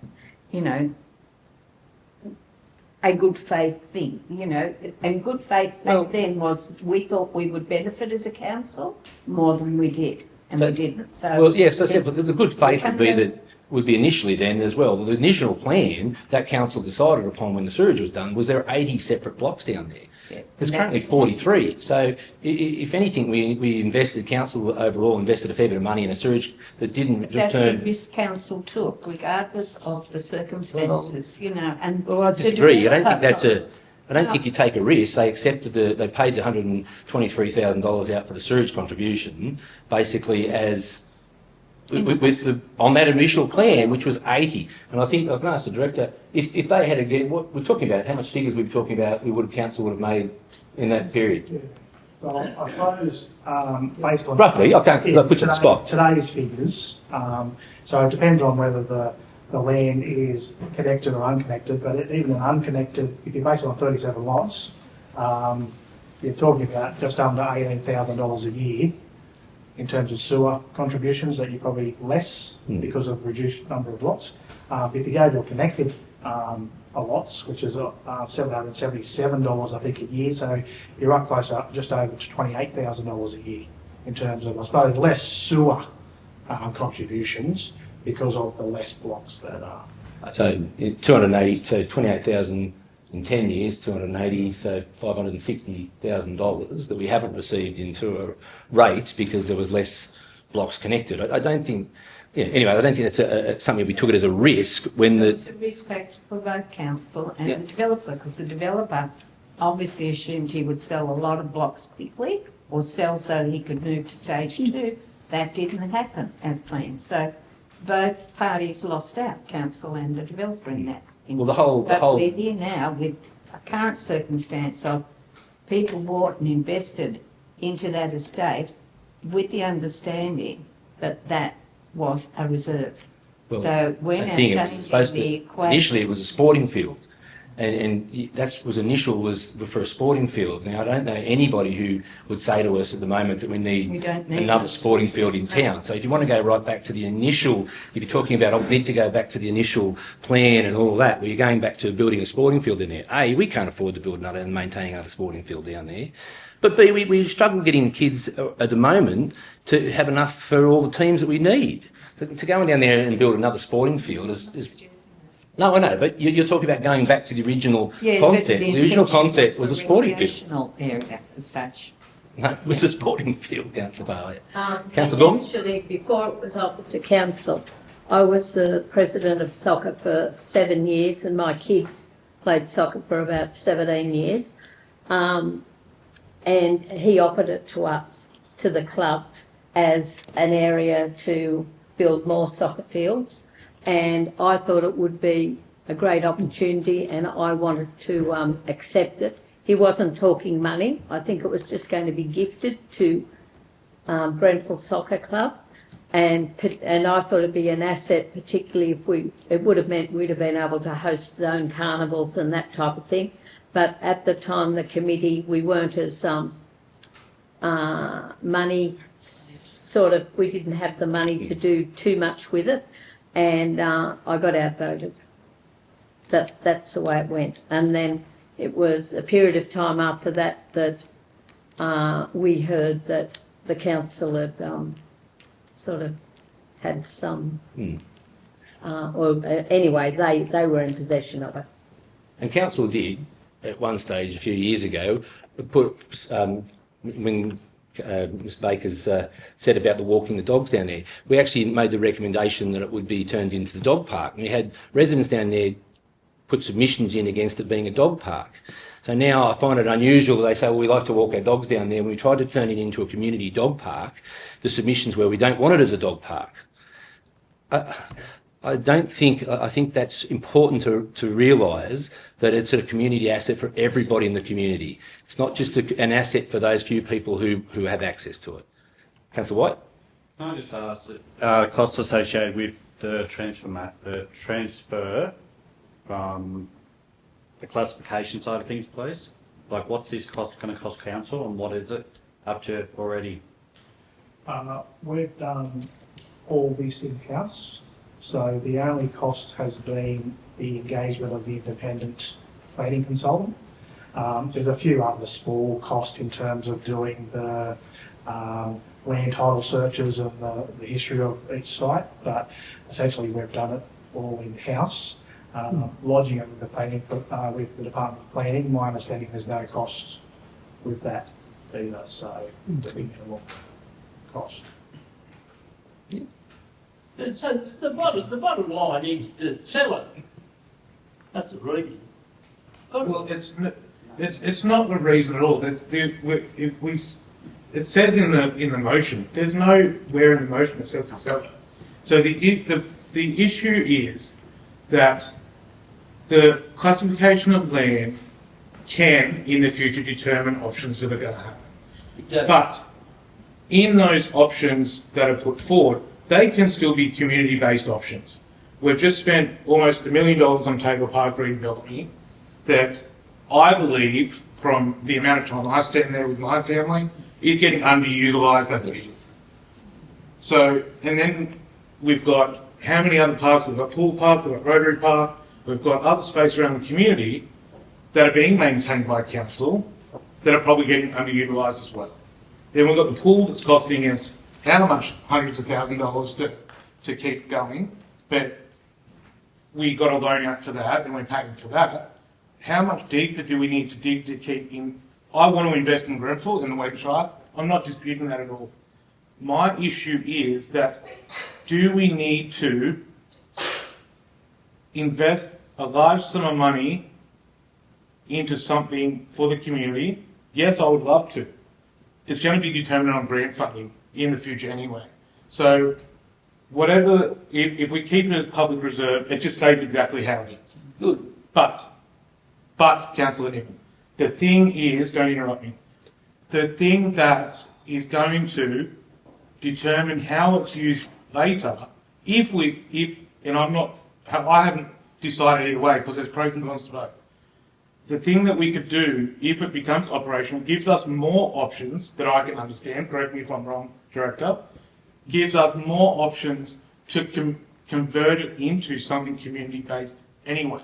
So if we look at opening, I'm just throwing out ideas, a new indoor cricket centre, or a pump park, or something, I don't believe with the public reserve status, we could do that anyway.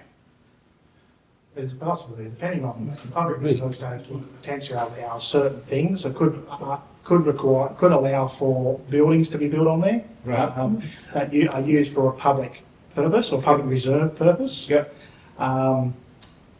But as I said before, this just provides greater flexibility to say, well, okay, whether it's tomorrow or in 10 years' time or 5 years' time, you can then make a decision, or the council of the day can make a decision as to whether a public sort of facility is the best option, or whether a residential type development is a better option.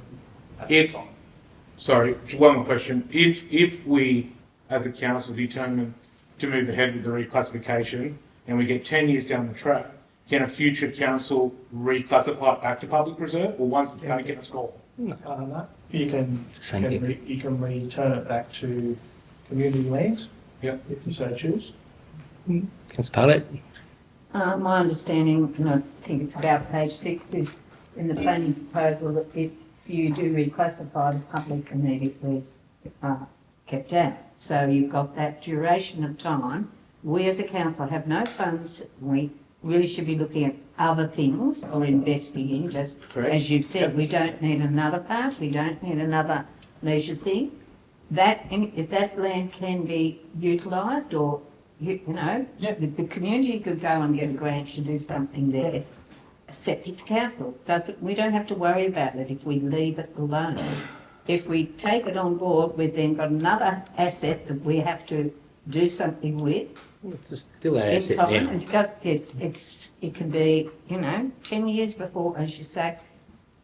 At the moment, when you said about the underutilisation of our current parks and green spaces, we don't have the population, do you know what I mean? And this is where, with our tourism and visitation, we could be, attracting more people coming in, because our park is a great park. Right. So that's where we've got to start promoting and doing things and offering different things to make, people visit. So, I agree. and that's a separate thing. The underutilisation is we don't have the population to actually fill the park every weekend with kids playing. Yeah.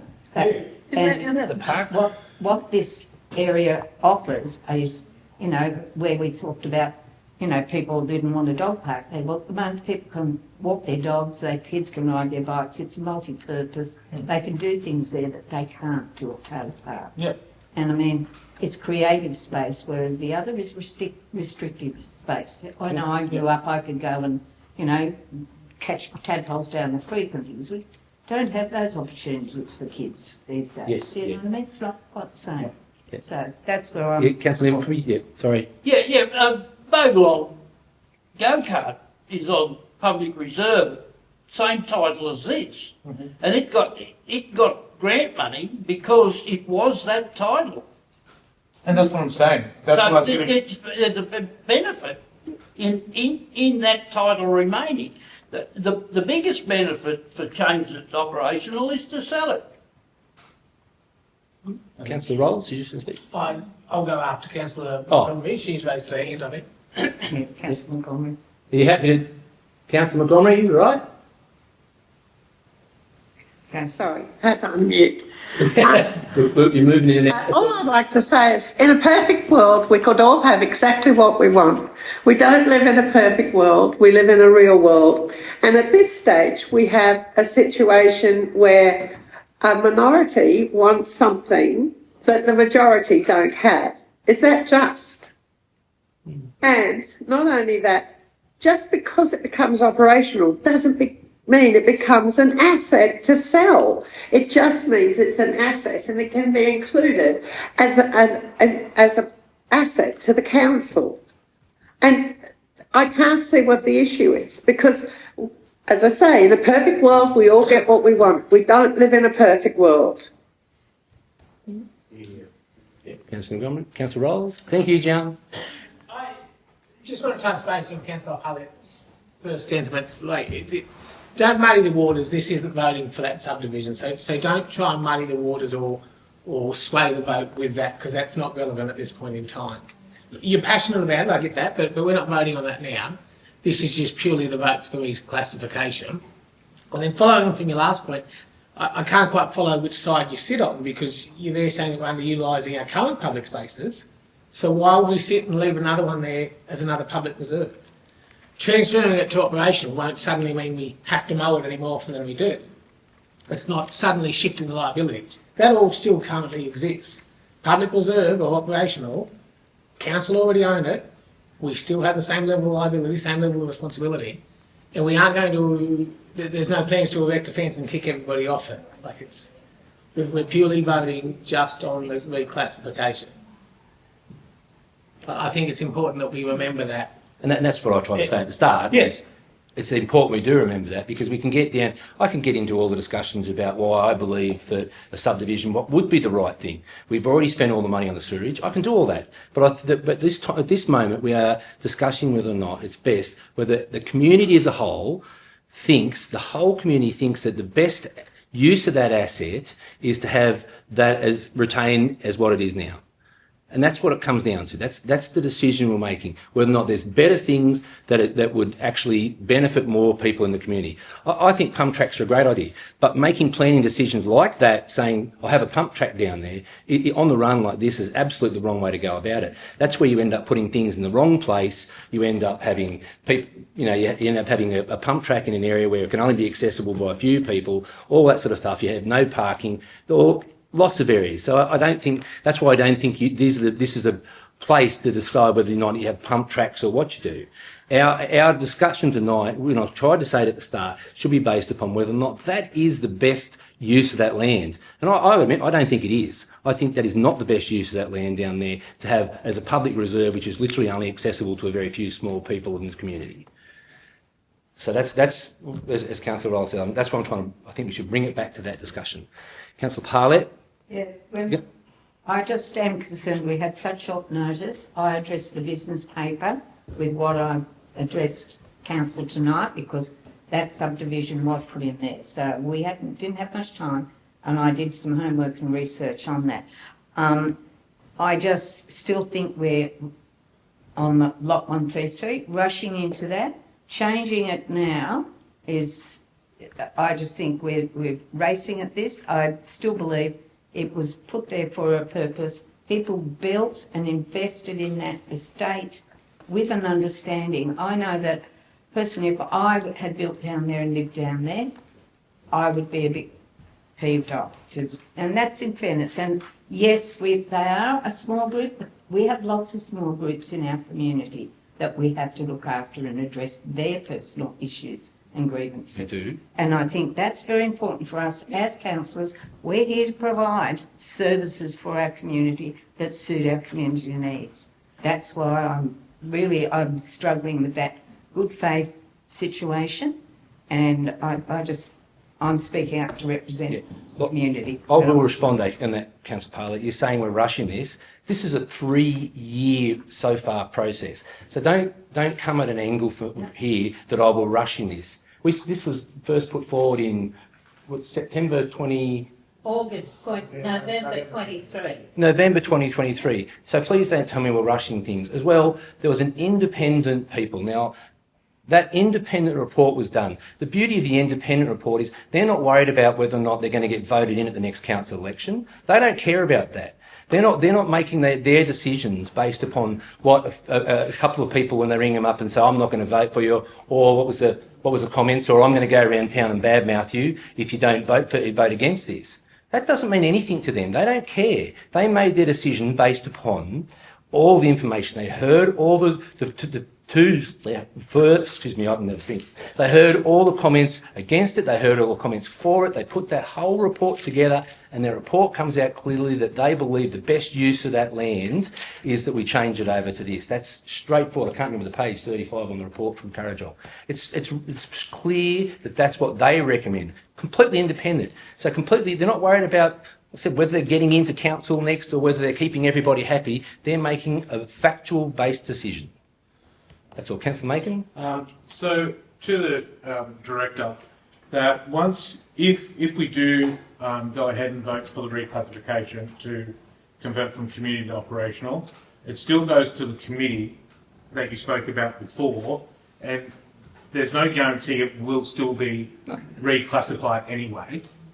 So there's obviously two processes. So that was the reason for, initially we had one planning proposal. They came to us and said, look, we recommend you separate lot 133 out because there's a lot more in-depth process when it gets to the department, obviously all the way up to the Governor's office. Yeah. And what's the time frame if it reaches that? Look, round the ballpark. They have indicated to me that they have set meetings where they discuss a number of them, so they don't just individually do it. So the advice to me was there's one coming up in December. Right. But they would like to see that well in advance, so that they can go through. So obviously from here, it goes to a planning officer in the Department of Planning. They do a finalisation report.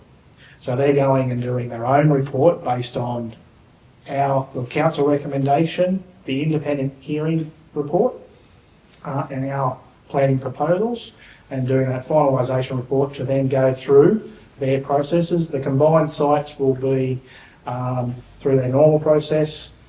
Lot 133 will go all the way through to the government. Does that finalisation report get brought back to council or just goes through the process? So this decision will be council recommending that we send one or both planning proposals to the department to finalise and act on those planning proposals. So yes, there is a chance that one or both planning proposals, if the department does their finalisation report, if they identify issues or if they're not satisfied, that they don't approve that. And also, reading back through my notes, that I think there was 50-something attended the public hearing. Yeah, I think there was 59. 59, and only 33 people voted against it. So there's still almost... Look, I suppose the misconception on the night, and I think it was probably something that... I wasn't personally there, so I don't know. If we happened again, we probably wouldn't allow that to happen. Yeah. I don't think it should have. Yeah. It puts people who wanted to vote, not necessarily against it, in a pretty difficult position. Yeah. If you're in a room full of people who are passionate, and that's fine, they can vote for it, but to sort of then have maybe a minority in the room that sort of are put on the spot. Yeah. But look, that was what was voted on the night. That wasn't the intention of the public hearing report. So the public hearing is there for people to voice their concerns, put forward any questions, seek clarification. It's not about taking votes and those types of things. Yeah. And that's why I said I'd take a lot of stock in that independent report. And look, it's very difficult, and look, I certainly get the motive of thing, but you can't have, obviously people who turn up to a meeting have usually got a vested interest in it, so they're going to vote normally one way, so you're not getting a representative of the whole community usually at those types of events. Yeah. Thank you. Councillor Parlett, one final thing. If everyone, going to move that we move out of committee as a whole if everybody is. Oh, Councillor Neal might wish to speak. I'd just like to say, in regard to lot 133, I can see both points of view, and I've really looked at both. But as a councillor, I must think about the future of the Weddin Shire. So I feel that reclassification of lot 133 will give us that flexibility in the future. We don't need a new park. We really don't. We need that flexibility, and reclassification is the only way we can do it. I think that's, as you said, Councillor Neal, it is our responsibility to think of both sides. And I think we have, and I've looked through everything, I've looked through the council documents over it. That's what we do. We sit there, and as a councillors, we all do that. We try our best to listen to both sides of the story and make our decisions based upon that. That's why I said the independent report doesn't care whether or not it gets back in council. Those people have made that report for a decision. Councillor Montgomery, you're happy to move out of... She was sort of... We met a second, Councillor. Yeah, and I just whether she was sort of moving around a bit, and I wasn't sure what she was making. Yeah, sorry, I couldn't get the mic switch off. Yeah, Okay. no, that's fine. Yeah, I didn't know whether you had any more comments. Councillor Needham, you had another comment then? Oh, yes. The way it goes, if the whole resolution or motion, that's whatever it is, motion is put entirely, Yep. it's going to be, should it be split, is what I'm saying. I'm going to move an amendment after we move out of committee as a whole. Then it be separated. Table that. Okay. Yep. So Councillor Parlett, you're moving that we move out of the committee of the whole into open council. We have seconded by Councillor Macon. Everyone's got their hands up. So all those in favour of moving out, thank you. We'll now move back into ordinary council meeting. I'll just check that that's all right. Yeah. So Councillor Parlett. An amendment to the motion that we take option 2, which is endorsed planning proposal 2025-1842 being submitted to the local plan making authority with the request that it be finalised in accordance with clause 3.36 of the Environmental Planning and Assessment Act 1979 to give effect to the reclassification of 15 parcels of council-owned land included in the proposal from community land to operational land, and not proceed with planning proposal 2025-1846. Need a second for that motion. Have a second of that motion, Yeah, I'll Councillor? second that. So do you want to... You didn't have to put that in writing or anything like that, did you, Councillor Parlett? What's that? You didn't put that in... Oh, just go with option 2? On your, Okay, so we can just... under your Yes, yep. recommendations. Yeah, so we can you'll just see bring up option 2. Option 2 on the business paper. No. So now we've got to move in a second for that. Do we have any discussions on the amendment? Sorry, I probably should have sent that through to you. Well, it's option 2, so that's yeah, okay. it's on your... Yeah. So just for clarification, it's moving forward with the 15 but not lot 33. That's what your suggestion is for option 2. Under your recommendations on the business paper. So now that we have an amendment, we can now speak to the amendment. If anyone wishes to speak against the amendment or for the amendment? No? It's pretty clear. I'll speak for the amendment. I don't think this, like I said, this has been a 3-year process. I don't want to delay it anymore. I don't want to go through this process again. I think we have done our due diligence. I don't think removing that lot is true. And I think if we hadn't done our due diligence, it would have showed up in that report. The report went through every stage of the thing, and the director and the government, the council themselves have done a great job. And I thank the director for all the work he's put into this as well. There's a lot of work goes into these sort of things. I'd like to thank him for it. So I think we shouldn't go with option 2. I think we should stick with the recommendations as stands. Does Councillor Montgomery want to speak? Do you want to speak on Councillor Montgomery on it? No, that's okay. Thank you. Sorry, It's a bit hard from the hospital bed, but she was very passionate about being here tonight. So we've had that move. No one wants to speak against it. I'll put that to the vote. That everyone that we go to option 2. All those in favour, please raise your hand. All those against, councillors, please raise your hand. Thank you. So the amendment is now lost. Thank you, Councillor Montgomery. The amendment is now lost. We revert back to the initial motion. And the initial motion is the recommendation. Can we just wait for 2 seconds? I'll just let them catch up, if that's okay. Councillor Niven.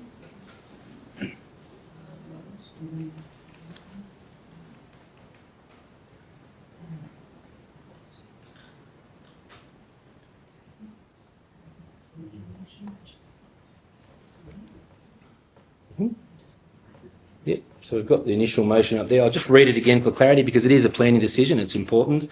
The recommendation now is that Council notes the updated planning proposal 2025-1846 include additional information relating to the declaration as Lot 133 DP 108-144-1488, to Council and the potential future use of the land if reclassified from community land to operational land. 2. Notes the independent public hearing report completed by Currajong Pty Ltd relating to the planning proposal 2025-1842 and planning proposal 2025-1846, which includes the submissions received during the public exhibition process, details of issues raised during the public hearing and the post-hearing submissions. 3. Council endorses the planning proposal 2025-1842 being submitted to the local planning making authority with a request that it be finalised in accordance with clause 3.336 of the Environmental Planning and Assessment Act 1979 to give effect to the reclassification of the 15 parcels of council-owned land included in the proposal from community land to operational land. And 4. Endorse update planning proposal 2025-1846 being submitted to the local planning making authority with a request that it be finalised in accordance with clause 336 of the Environmental Planning and Assessment Act 1979 to give effect of the removal of the public reserve status of Lot 133 DP 108-1488 and to reclassify the land from community land to operational land. And 5, that we request that the General Manager registers this planning decision in line with Section 375A of the Local Government Act 1993, including the names of the councillors who oppose the decision and the names of the councillors who, and the name of the councillors who supported the decision and the names of the councillors who oppose or are taken to oppose the decision. So that's the recommendation. We still have an initial move and a second for that. Yeah, so we've actually still got the initial move and a second. We don't have to do that. So therefore, there's no more comments or councillors. Or councillor. I've got another amendment, Mr Mayor, please. Another amendment. That the motion be So divided into two sections, because I'm going to be forced to vote against the 15 recommendations that I agree with. So to clarify, Councillor Mick, So dividing it, you've got you're getting a carried unanimous vote on 15. I think amendment get a different. Well, just muddying the waters, I think, myself. I don't think there's any need to it. The water. Yeah. Well, we've actually already moved the recommendation. That's okay. Yeah, So we have a recommendation from amendment again. You're right, an amendment from Councillor Niven that we separate the two motions out, as in the 15 lots separately from the actual 133 thing. So that's the move. So do we have a seconder for that? Councillor Parlett wishes to second that.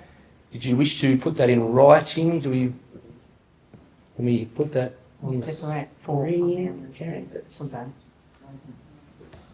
then it means you get a unanimous. Yeah. So Councillor Niven would want to. Which would be better on purpose.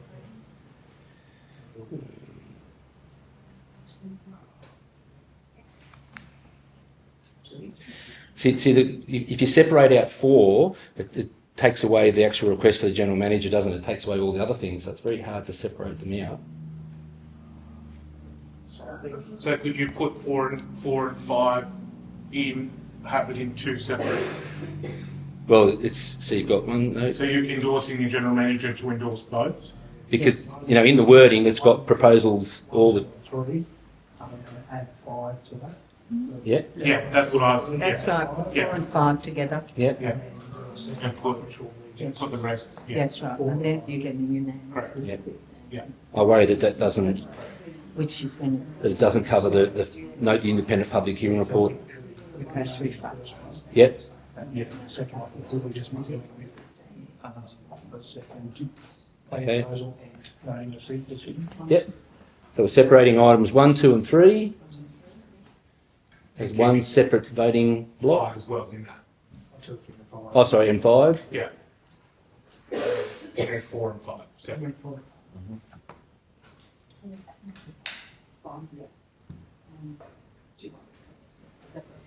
Yes, and then separate So you use the same mover and seconder for both of those, I would think would be in order. Well, you've moved your amendment, so I moved an amendment. yeah, we've got a seconder, so we're just now voting upon the amendment. Goes back, Yeah, yes. The amendment becomes a motion. Yeah, the we amendment then becomes a motion.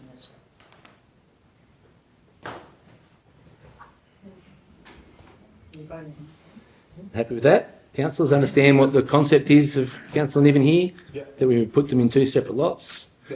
Do anyone want to speak against or for the amendment? No, in that case we'll put that the amendment becomes a vote. All those in favour of the amendment, please raise your hand. We've got 1, 2, 3, 4. No, so 5 against and 4 for. That amendment is lost. Thank you, councillors.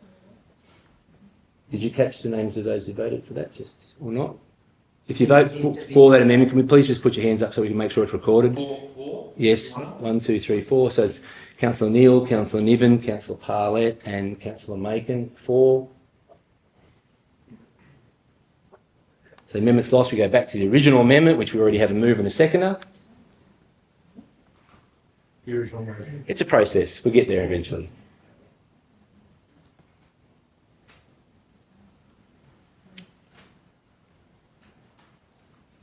Yeah, we'll go for that. So there's no more amendments or comments or anything regarding this. So councillors, I've read them out a number of times. I think we're all fairly clear on what we're actually voting on. So we're voting upon the initial recommendation, which is in our business papers, which is first recommendation. So please ask everyone to put your hand up if you're for the recommendations and hold your hand up while we record your votes, please, councillors. All those for? We've got Councillor Montgomery, Neal, White, Gorman, Rolls and Macon. And Best. Yeah. And against is, all those against, it's Councillor Niven and Councillor Parlett. Right. Did you want to show those votes on the screen? You can show those votes on the screen just so we can double check.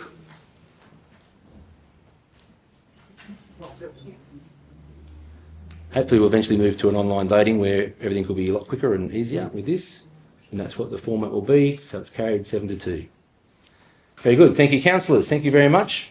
Thank you, the director, for putting that all together and going through that. It's a lot of work.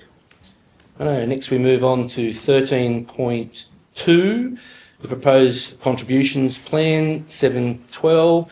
The recommendation is that council notes a report on section 7.12, contributions permitted under the Environmental Planning and Assessment Act 1979, and 2, request that the General Manager presents a further report to Council with a draft Section 712 contribution plan for the Weddin Shire Council for further consideration. We have a move and a second for that one, councillors. Moved by Councillor Rolls, thank you, and seconded by Councillor White. Thank you. Yep, Councillor, very good. You might have to get Councillor Montgomery to second the cut. Oh, she's been popping her hand up and I haven't missed her. I was moving. Yeah. I know, so now we move to 13 point, no, jump to the top, whoops, I flipped the wrong way. Any discussion on that one, councillors? Councillor Macon? I'm for putting on draft, but just as a sort of side note, with the contributions plan, with the potential increase funding, just not majorly concerned, but if it could deter some further future developments if it increased. That's my only concern. If it gets too high, yeah, we're trying to get developers and industry in. Totally agree. Yeah. But if we make it too difficult, then are we hampering ourselves? Yeah. Totally agree. Where I see this is why it's so important, and I thank the Director and General Manager for putting this together, is if we get a major development come to town, and it's happened especially with the big rollout of wind towers and solar farms, the communities then face all the impacts of it and get no benefit out of it, no financial benefit out of it. And that's where I really, I will say Oberon's a perfect example where they're getting all the wind towers put in the parks, in the national park, and no financial benefit whatsoever to the council, and they're going to have to deal with all the impacts of the infrastructure, all the roads and everything like that. So is there, through you, Mr. Mayor, is there, I couldn't find it, no, I've read a lot. Yeah, yeah. Is there sort of could we segregate the values of the developments think further? directive. Or, so if we do get a solar farm that's $150 million compared to someone building a new tyre shop down in the, you know what I mean? Yeah, I do. Yeah. So is there sort of a way that we can stagnate it a little bit? Stagnate? Yes, the general. You know what I mean? Yeah, stagnate. The general manager can speak to that one. I think he wishes to. Yeah, thank you. Thank you, Mr Mayor. Thank you, Councillor Macon, for your question. It's set on a percentage of the value of the development above different thresholds, and I think that's explained through the Yeah, it is.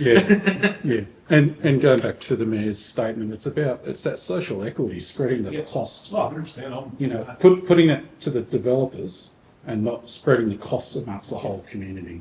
And the impacts. Yeah. Yes.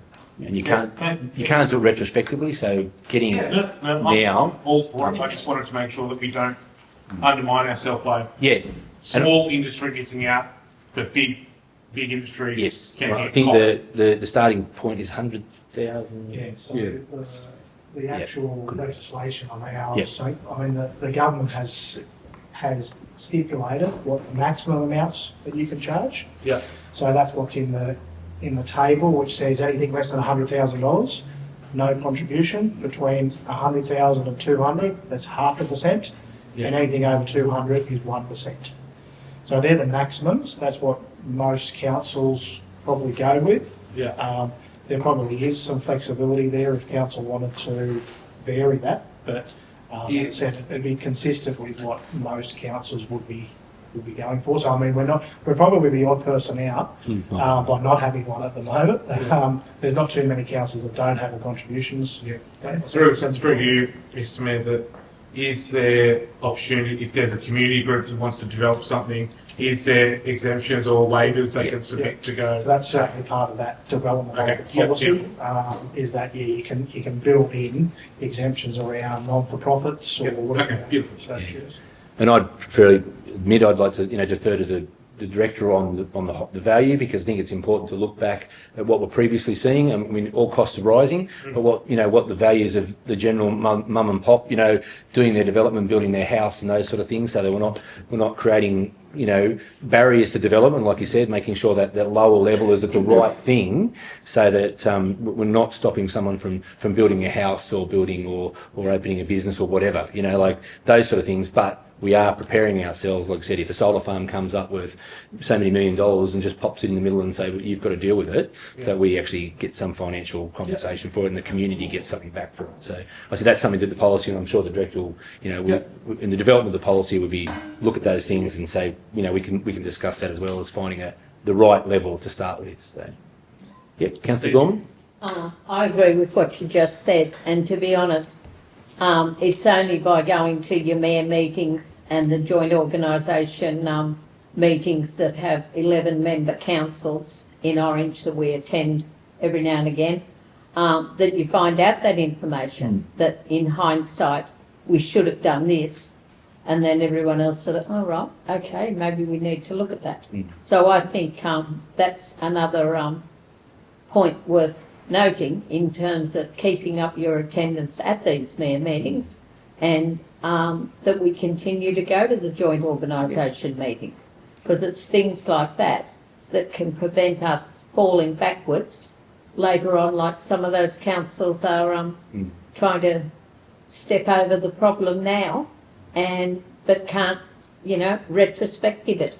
Yeah, I think a great example of that is, and I'm probably talk about too much, but Forbes has had an issue over there in Forbes Council where a solar farm the owners of the solar farm or developers of the solar farm have gone bankrupt, and the solar farm has basically been pulled apart and it's caught alight, and basically it's all burnt. Now the council's left dealing with this great big burnt solar farm in the middle of their land, and sitting out there and saying, well, how do we deal with this? So that's where those contributions need to be made up front, so we've got them and we can, those sort of issues going forward. So I said it's important. There's other ones as well. What was the other one that talked about it with, like if a mine comes, what do they call that? There's some other policies I think we need to look at as well in the future regarding those sort of big ticket items coming into communities, which we hope we get one. We definitely do, but we just need to be ready for them. Any other questions in this one, councillors? No?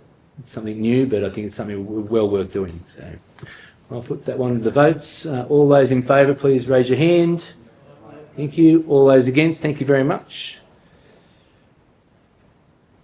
Carried. We move on to 13.3, development applications, construction certificates and complying developments. Council notes the report on the development applications, construction certificates and complying developments application determined during the period 1st of July 2026 and the 31st of July 2026. Move and a seconder, please, councillors. Moved by Councillor Macon, seconded by Councillor Gawn. Any questions on these, councillors? All good? Straightforward, thank you very much. In that case, I'll just put this one straight to the vote. All those in favour of that, we note that report, councillors.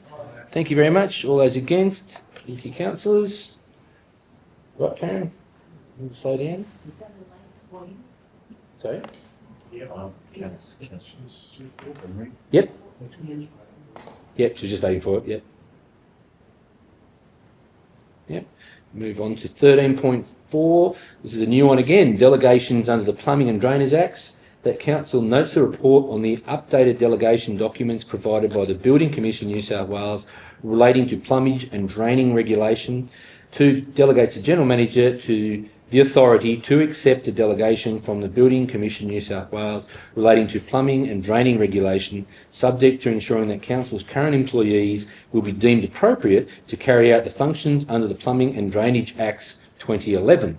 Right, move in a second for that one, councillors. Moved by Councillor Neal, thank you very much. Seconded by, I'll look up Councillor Montgomery and just see, just in case. No. Moved by Councillor Rolls, thank you very much. I think maybe the Director, would you like to speak on this a little bit, because it's just a little bit of a new one? Thank you, Mr Mayor. So, back in 2012, 2013, the Department of Fair Trading took over the administration of the plumbing and drainage in New South Wales. So, that resulted in them being a sole regulator under the Plumbing and Drainage Act, and then they delegated to councils the functions to do plumbing and drainage inspections. So that's the delegations that we currently work under. So the idea of that was to have consistency throughout New South Wales. So previous to that, it was up to water utilities or water authorities could have sort of their own rules to a certain degree. It didn't happen a lot, so we all used to mainly work under the Plumbing and Drainage Act anyway. So just to create consistency, more recently the Building Commission took over the control or the delegation, of the Plumbing and Drainage Act. So in essence what they've done is wrote to council to say, look, they want to update the delegations, but with the delegations there's a MOU that's gone with it. So the council has to advise the Building Commission as to whether we in principle agree with accepting those delegations to continue on doing the plumbing and drainage inspections and regulatory work within the Shire. One point of contention though is that they, in the MOU, it now says is that they, in order that they want the plumbing inspector to be a plumber or someone who can obtain a plumber's licence, 2, a builder or someone who can obtain a builder's licence, and then 3, someone that they agree with, essentially. So the concern from councils, particularly rural councils, is it's long historically been a matter for building surveyors quite often to undertake the plumbing and drainage inspections once they have obtained the necessary skills and knowledge to do that in conjunction with that building certification role that they do. So there's a lot of councils that don't actually meet the first 2 categories. We're relying on the 3rd category. So we are in favour of accepting the delegations, but on the pretense that we seek clarification that we will continue to be able to do those inspections with the current staff, so that we're not under a requirement that we have to go and employ specific staff like a plumber or builder to do that role, which would be unviable in a small rural town through a number of inspections has to occur. Through you, Mr. Mayor, does that stipulation need to be put in the recommendation? So that's the idea of saying, look, subject to the current employees being deemed. Oh, right. Yeah. Okay, that's what that means. Right. Yeah. So there has been a couple of meetings with the Building Commission I sat in one of the webinars and that was quite well put to them by a number of councils around the concern relating to staffing and the qualifications. So, look, they haven't turned around and changed that yet, but I think a lot of probably councils will be have the same sort of thoughts as us, as well. Before we sign on the dotted line, we want some surety that we can continue on to do as we currently are now. So if our current employees aren't deemed to be appropriate, can we go back to them and say, we don't have anything, you have to do it now? Yes, Yeah. you can define the delegations. Yeah. So we're only accepting the delegations based upon that. Yeah. So we won't accept it if they can't. Yeah. They won't do it. Is there any discussions about having to, use a subcontractor, getting a plumber to do those things, and then council having a fee to charge, or? So I suppose that was through Mr. Mayor. That was sort of, there's a range of different options. I mean, obviously the bigger councils can afford to employ plumbers or builders to do that. Because they've got the sheer amount of work where rural councils don't. It comes down to, and I suppose this was explained to the Building Commission, is around cost recovery, around what's reasonable. If we have to employ a plumber, that's charging plumbers rates to come out and do an inspection, and we'd have to pass that on to the building owner or developer. So certainly inspection fees would have to go a lot higher than what they are. So it's cost shifted, 30% cost shifting to councils again. Look, I think there's probably something where their intention is probably, okay, we want to just make sure that the suitable people are doing the inspections, and that's always been the case, but it's been more left to council to say council is responsible for making sure that their employees are suitably qualified and have appropriate skills to do that. They're probably taking over more of that, but I think the concern is, well, we're all in limbo. We need further clarification to say, well, our building surveyor is going to be able to do that work. Is it a case-by-case basis? And then, if so, well, that needs to be up front before we accept delegations. Yeah, in essence, if councils don't accept the delegations, it just reverts back to the Building Commission, and they will have to make their own arrangements in terms of building inspections. Quite often what happens though is in the city areas, not all plumbing and drainage inspections are completed. They only do a certain percentage because they physically can't get around to do all the inspections. You book your inspection in, and then you've got to leave it open for inspection for a certain time frame. If the inspector turns up, he turns up. If he doesn't, you leave it until an hour past the inspection time, then you can cover it over. So it's sort of to keep everyone, they don't know whether they're coming or not. It'll be probably a similar situation where we do most of the inspections here now, where there probably wouldn't be a case where the Building Commission is going to send someone out to do every inspection in the Shire.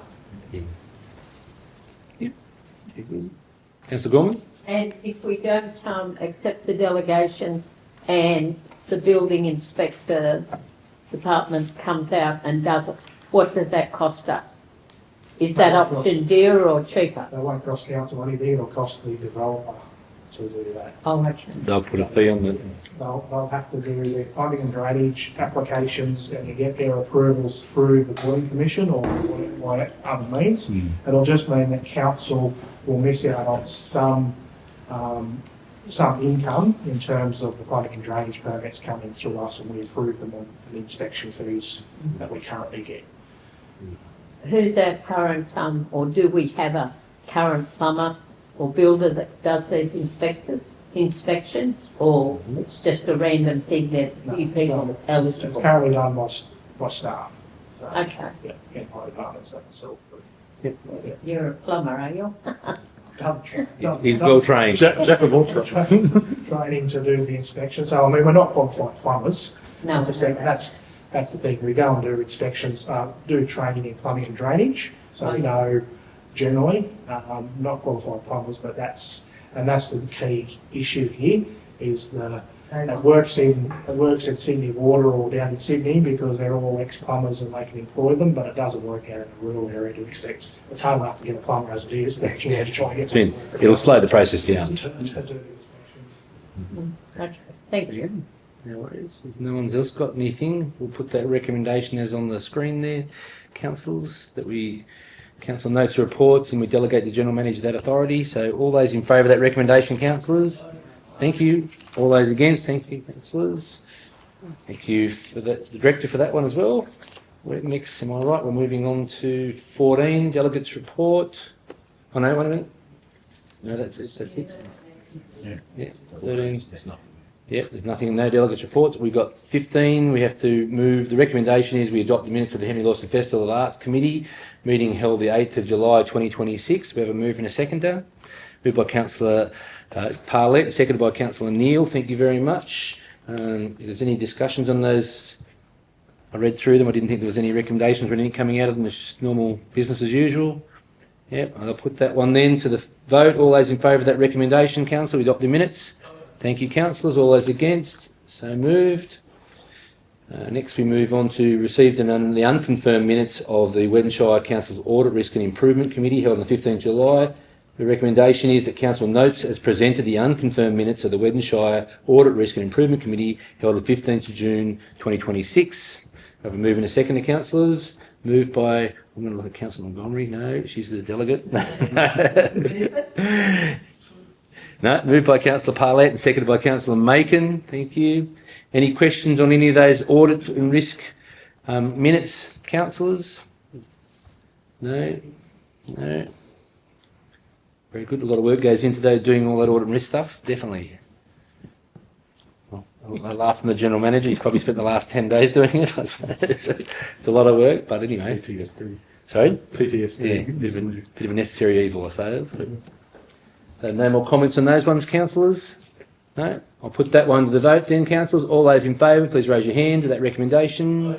All those against, thank you, councillors. Next, we're going to move into closed council. So now I've got another to read out from closed council. Sorry? No. The General Manager will advise the Council if any written submissions have been received relating to any items that are advertised for consideration by a closed meeting of the Weddin Shire Council. The Mayor will extend an invitation to any member of the public present in the meeting to make a representation of Council as to whether the meeting should be closed for a particular item in accordance with Local Government Act 1993 and the Local Government General Regulations of 2021. In the option of the General Manager, the following business is of In the opinion, of the General Manager, the following business is of a kind as referred to in Section 10A2 of the Act and should be dealt with in a confidential session of the Council meeting closed to the press and to the public. The matters that will be dealt with will be 16.1, a matter of outstanding rates and charges as of the 29th of July. This matter and information are the following. This matters and information are the following. B, the personal hardship of any resident or ratepayer. The purpose is to provide Council with details of 10 of our highest outstanding rate assessments and the actions taken to date to address this. Then we'll be dealing with 16.2, which is the General Manager's 6-month performance review. This matter and information, this deals with matters of a personal matter concerning particular individuals other than councillors, and the purpose of this is to advise Council of the outcomes of the General Manager's Review Committee meeting which was held on the 13th of June 2026 with the General Manager, Mr Matthew Sykes, for the purpose of setting agreed performance objectives and developing priorities for the following 6-month period. So in that case, we'll have they're the two items we'll be discussing. Going to have a move in a second. We move into closed council, moved by Councillor Rolls and seconded by Councillor Niven. Thank you very much. All those in favour of moving to closed council? Thank you, councillors. Like that. All right.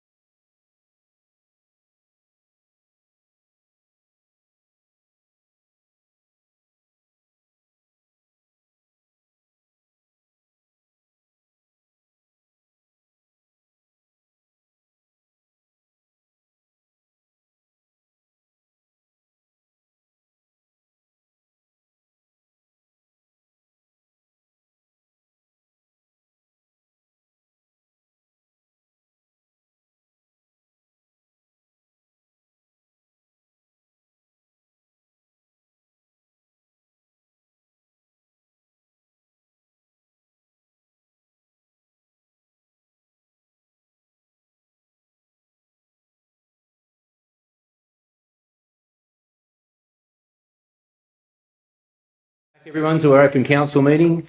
We've completed the business in closed council. There was a resolution made. It was moved by Councillor White and seconded by Councillor Macon. The first resolution, 169-2026, was 1, that we note and receive the report on outstanding rates and charges.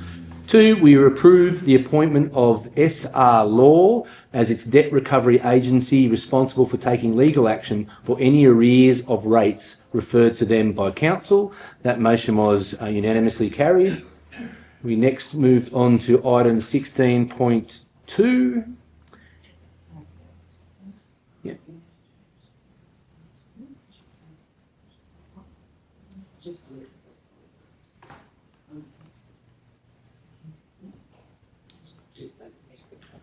I can read it from this one, I think.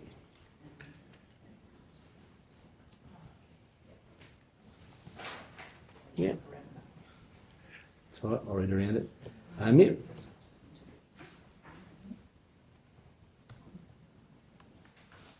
you very much. That's it. Yep, so it was moved by myself and seconded by Councillor Gorman. Resolution 170-2026.